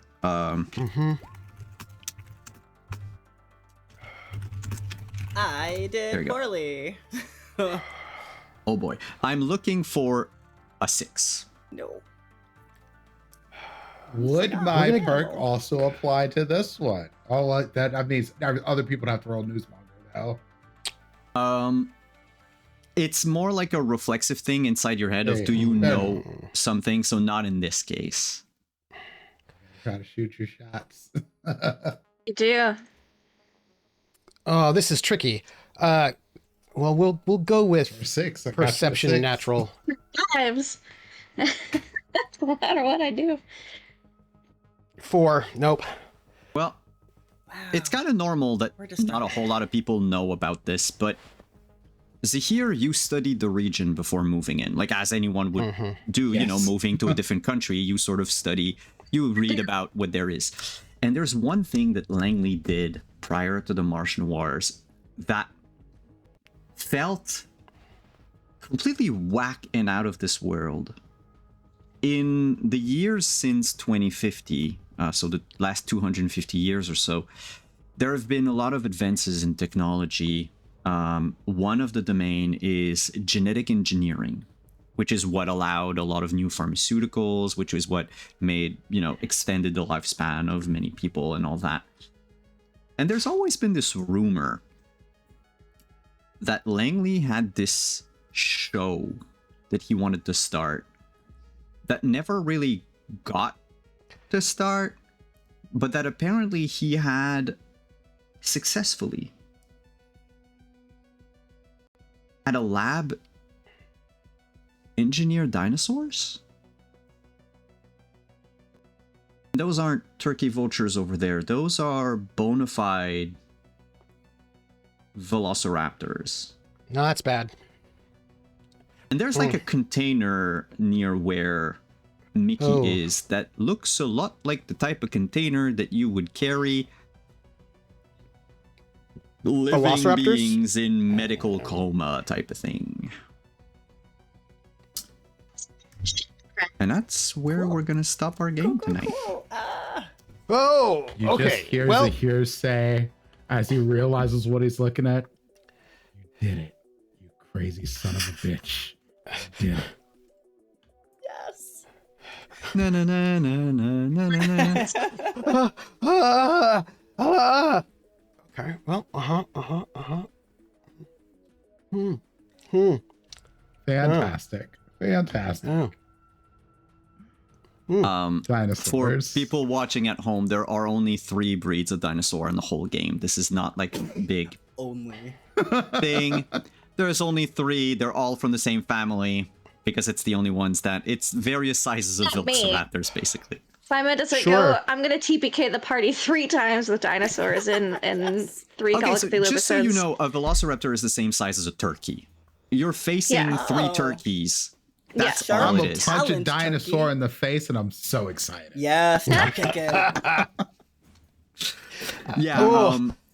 it's turkeys with 1 wicked talon. That, Jeez. by the way, doesn't cut. It rips. No, it Red. just it's Pierces. just it's not made to turkeys. cut. It's so the. I did research, but like love some this of the latest findings that they found about velociraptors is that they would hook onto prey, but prey smaller than themselves, by the way, with the claws to bring them down. They would use the little claws that they have on their wings to sort of grab at the, like hook at the ground, and then just eat the thing. They hunt a lot like hawks do, or eagles do. Pick the thing up, drop So it. so it's not like, yeah, Dr. Grant didn't know exactly when he said that it would cut, but it's mostly just made to, like, I mean, yes, it can tear but they're not super heavy, right? As creatures, so it'll tear if you take the dinosaur and you try to remove it forcefully from you. It's gonna tear you Like open. a cat. Yeah, literally, Like yeah. a cat. Yeah. So if the velociraptor likes you a lot and it just hooks onto you, just live with it. Just Cool. That's your life now. Cool. Or bite it back. Cool. Right? or bite it back. They're vicious and violent. You might learn that. But Mickey's in danger, and T-1 hour for a rad storm. Everything's fine, y'all.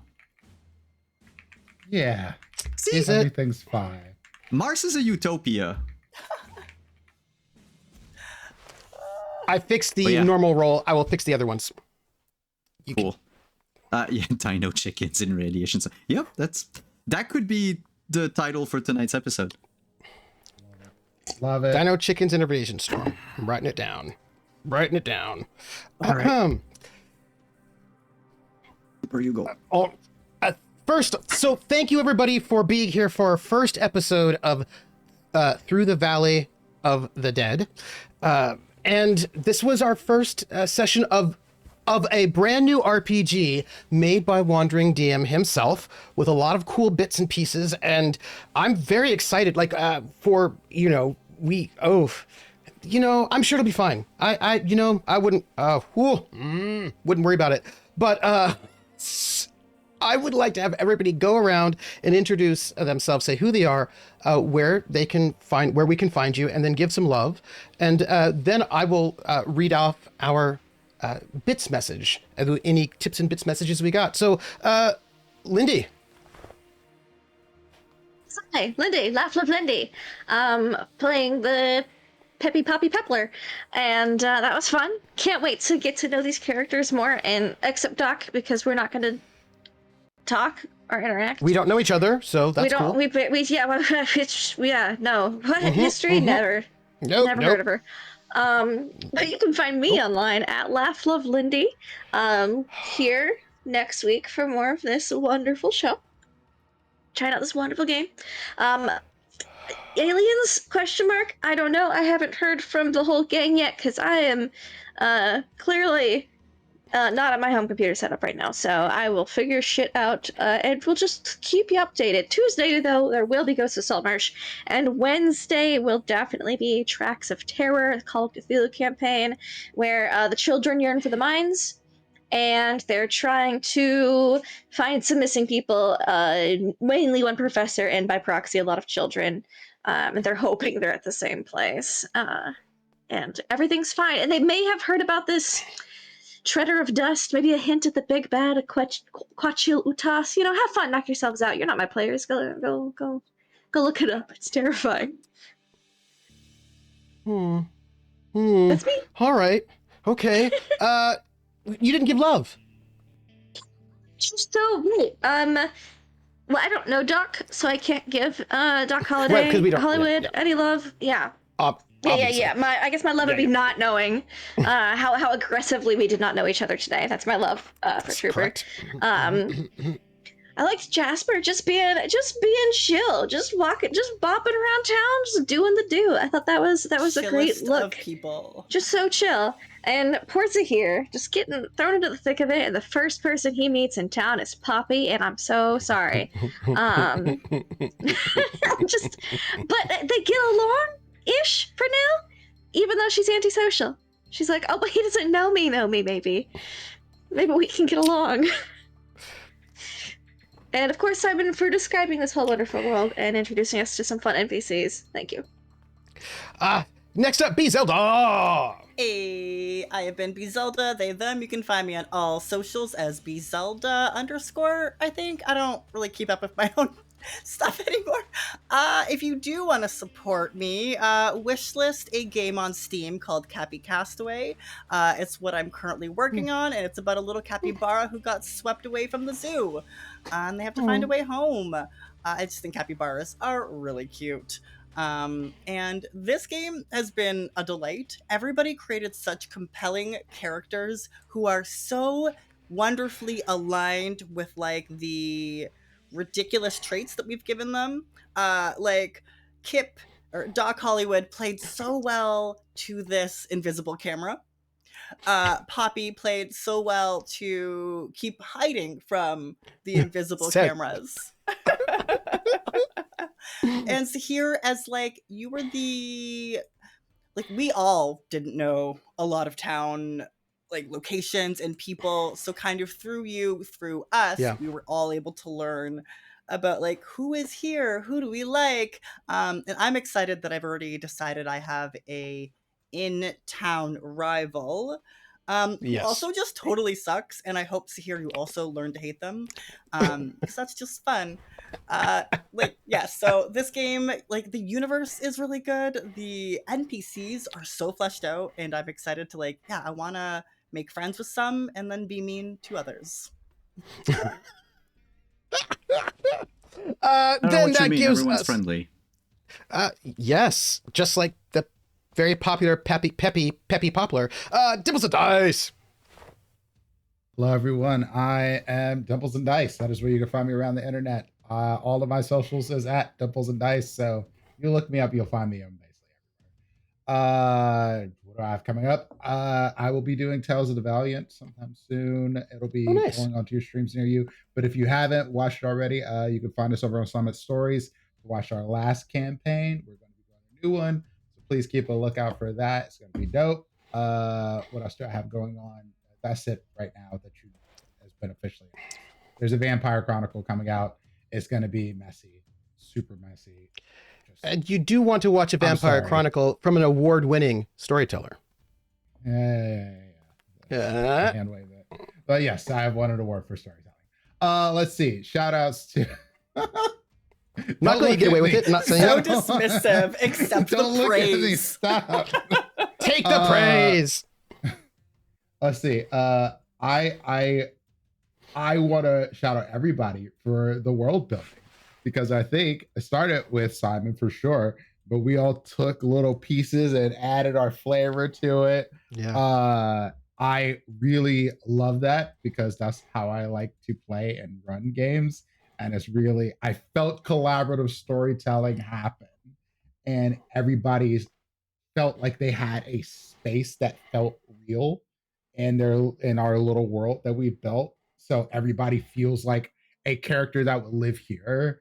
And I feel like that's going to turn into a little bit of a mess at some point that will absolutely not blow up over drinks, which I may be part of, and my apparently partner in crime robot that I wasn't expecting. So yes, dope. I want to know your characters more, and I don't know how to give a higher praise than that. Then I can't wait till the next time we get to play, because I want to know your characters more. So thank you all. And yeah, Simon, thank you for embracing the chaos. Very welcome. I'll go next. We can have it. Simon go last. I'm Trooper SJP, and I was playing Dr. Kip Hollywood, plastic surgeon to the stars and medical and a mental evaluator for reality show, non-voluntary and voluntary reality show contestants. Let's see, you can find me here next week for more of this in terms of RPGs. I've got other things coming up soon, but not yet. But I do have one announcement that is important. Everyone, in 2 weeks, on the 16th of July, I'll be over on PB Plays Inside's channel. We'll be doing a 2-person RPG called Ribbon Drive, which is all about playlists, musical playlists. And there is a third character in that game that is not there with us. They're a ghost. And each player has to have their own musical playlist that is part of the game itself. But the third person is a ghost haunting this story. Like they're not present with us in our vehicles. So I have put up a thread in the Discord, and that thread is called I See Ribbon Drive Playlists, I think. I would like you all to go into my Discord, and if you have an idea for a song that you think would be a really good song for someone a person who impacts this journey that these people are going on, but who is not present, please put it in that play and put it in the Discord channel, and I will give these songs over to PB Plays Inside, who will make the the full-on Spotify playlist, because the game works by listening to the songs, and those songs impact what's happening in the game itself. So I want you all to have the opportunity to make some of the songs. Her community did half of the songs, and mine is going to do the other half. So join the Discord if you're not already there, and go into that one channel and put in your ideas for songs that represent a person who is not present, but who is haunting the narrative. That would be my big shout out. And I want to give my love to Lindy for making it so that we do not see that we're there, and then we do see, and it's too late to veer off. That's the best. And but it's just funny because our characters just don't know each other at all. And then I do want to give love to Jasper, who's like my favorite. I feel like Jasper is that character that had really bad ratings, but here in Dead Valley, I think everybody really relies on Jasper a lot, right? Like, Jasper is not the mayor, Jasper is not the sheriff, but I think Jasper is that person who, like, when Kip heard there was a problem, Kip was like, I need to tell Jasper, right? Like there's a way in which I think Jasper is a kind of a reliable, especially the way you play it. But not just reliable, but like a grounding presence for the community. Like, you're the stability of our community. And yeah, you know, and also I just loved when Zahir was like, hey, I was like, oh, we'll talk about your parents. He's like, I was like, okay, good. Make a note. Parental issues. If we were still on reality TV, which we're clearly not because we're done with that, I would just make a note that I should probably put one of your parents as your roommate, or somebody who really loves their parents as your roommate. Some kind, like, because I would just write that report into the producers. You just have to know what bothers people so it make good TV. But I don't do that anymore, so I don't have to worry about it. Old habits. But also, Simon, thank you for the immense amount of work that you've done, including being so responsive. We had ideas. Beezelda, they had this really great idea for a homesteading skill, and someone was like, that is just correct, and then added that skill. And just the ways in which Simon is not just a responsive GM, but also a responsive creator. And I just want to say thank you. That's my love for you for that. And I pass it to you. Hey, hello everyone. Thank you for coming, everyone. That was our first session of the very public playtest of Codename Martian Cowboys. I hope y'all had a good time. Hope you did. But that's it. I'm gonna jump in with like my love first. So I had a blast when we were creating characters during our session 0, but to see the 4 of you like beginning to play those characters and give them life, I love how Jasper is this like low confidence rock of the community. And I mean, the rolls tonight might not have been in your favor that much, but like, you know, Jasper helps everywhere. They tried. Indeed. I'm sorry for your truck, but your we'll tractor. get fixed. Who knows? Look, there's an 18-wheeler. There's a broken 18-wheeler right there. To my love to Trooper for how you portrayed Kip Hollywood, and the whole needing to. You've never gotten out of that bubble of like that trauma of the cameras being everywhere. Yeah, and it took over your life. Also, I think my boyfriend just left me. I just think that's just what happened. I just feel like my boyfriend just ghosted. Go on. Left a poorly written note. I don't know if you've noticed, but there's only Mickey on the map there. I did note this. I did indeed note this. But my boyfriend is probably fine. Not, you know what? Go on. I'm not going to interrupt you. With animals. Bao was very good with animals. Yeah. Prince, I have 2 things for you. Both love, but also worry. I'll start with my worry. I hope I haven't swamped you too much as the new guy in town. With just like, here's all the shit, one after the other. But my love is how you took it all, started carving out your space, and just really beginning to sort of cement what will, I hope, your role be in the future of Dead Valley, right? Like, day one, you wanted a new life, you came in and you were just like, partner robot, I'm gonna poison the weird guy that lives in the junkyard, because he's weird. But like, and I can't wait to see Zahir like play guitar at the saloon one night with everyone around or something. Like, I feel like that's going to be a cool thing.